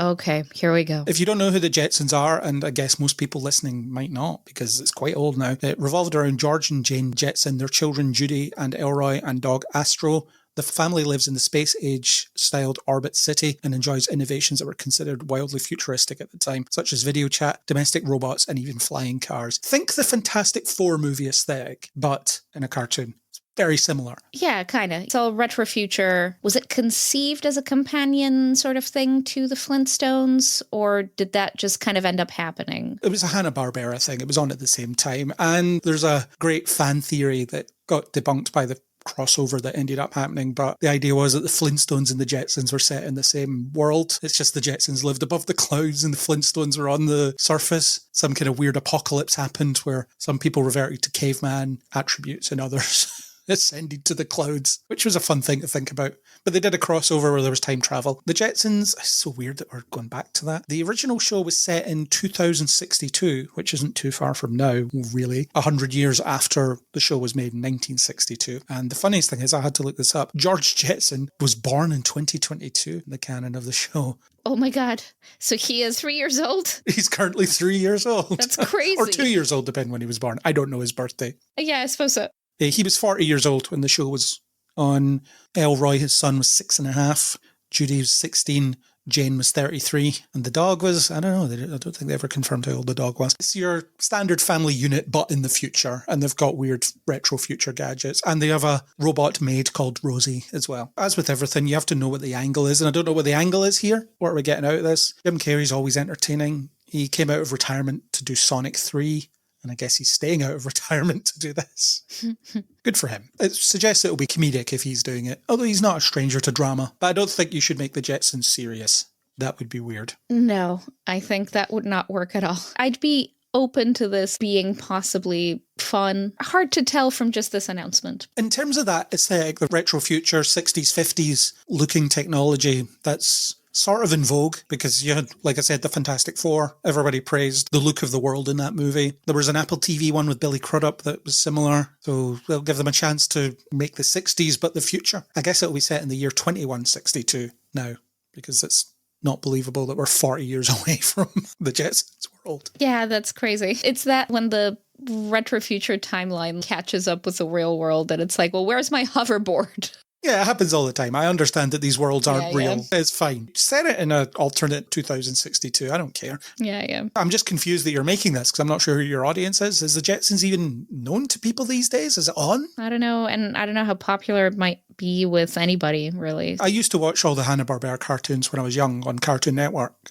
this, the Flintstones, whatever the other ones were. And I really enjoyed them at the time, but I've never felt a burning desire to go back and watch the Jetsons. Certainly if Colin Trevorrow's involved. Oh boy, yeah, exactly. No thanks. Seems to be the kiss of death for any movie. Yeah, I don't know that anybody's excited about that. He'll keep getting work though, because Dominion made $1 billion. I guess so, but not because of him. No, it's the dinosaurs. I could have directed that and it would have made money. I guess that's where we are in the cultural fracking landscape now. Yeah. Live action versions of Hanna-Barbera cartoons. Well, I think Inspector Gadget was one, and that was quite an early adaptation. You had that one, which I've never seen, but apparently is not very good, surprisingly. But this has a chance to at least look pretty cool. And Jim Carrey is always entertaining. Yeah, I've enjoyed him more in his dramatic turns. Yeah, he's very good. So I'm hopeful that there will be some opportunity there, but it sounds like it'll just be more of a comedy thing anyway. Yeah, and I loved him as Robotnik in the Sonic movies. I love those movies. He'll be back in those too. They're going to make more, and he will be back. Because apparently he read the script, and it was the best script he'd ever read, and he did the third one. I think that's because he got to play 2 roles. I think that was the challenge that really excited him. Yeah, and he had a lot of fun with that, clearly. Obviously. Why wouldn't you? Mm-hmm. Maybe he'll have a lot of fun with this. He's in his 60s now, isn't he? So I'll do whatever. He's just having fun at this point, yeah. Yeah, they'll eventually make The Mask 2, and he'll be in that too. He'll be passing the mask to someone younger. Let that ruin someone else's life. That's the way it goes. So yeah, the Jetsons. Excited? Open to this, sure. I'm sure it's fine. There is an interesting angle that you could take in terms of the modernisation of what's the nuclear family now. It's certainly not what it was in the 60s or the 70s and whenever these were on. What do family units look like? You can mix it up a bit. Or maybe they won't. It's Colin Trevorrow. It'll probably be the path of least resistance to get something made. There was attempts to bring it to life at some point. 2003, Adam Shankman was going to do it. A CGI version directed by Robert Rodriguez was going to happen. And then a 2017 animated version, none of which materialised. So it's just one of those things they float around every few years, test the water, see if it's time. That's us. That's our October news roundup. So, Kat, thank you for joining. Thank you for having me. Always a pleasure. Thanks for indulging the Netflix Christmas nonsense. When I just saw that whole playlist, I'm like, oh man, here we go. 'Tis the season. Yeah, it is time. And of course, thanks to Chris for allowing me to abduct him with my transporter. It's been a while. He was a little bit shocked, I assume. It hasn't been recorded yet because of time travel, but I assume he was very shocked. I'm sure he will be very shocked, yes. Yes, he'll be very shocked. It's not planned or staged in any way. That was our October news roundup. I'd like to thank Neil Stenson for the supplied music. If you enjoyed what you heard, please do subscribe on Spotify, Apple Podcasts, anywhere you get your podcasts. It'll be in your feed. There's usually a rating and review system built into these places. So, Kat, how many stars should they give us? At the very least, 50, but I'll settle for 5. Aiming high. Set up multiple accounts and give us 50 stars. I would like 5 stars from 10 different accounts from each person. Thank you. It's a good way to spend your time. You love us that much, right? This show is the best, right? Exactly. If you want to discuss anything that we discussed here or anything else, you can hit us up on Facebook, Twitter/X or Blue Sky under Kneel Before Blog, or you can leave a comment on kneelbeforeblog.co.uk. You can also join us on our Discord, which is linked in the show notes, for more news podcasts, deep dive analytical discussions about your favourite nerdy things, and the odd interview. You can continue to join us on Kneel Before Pod.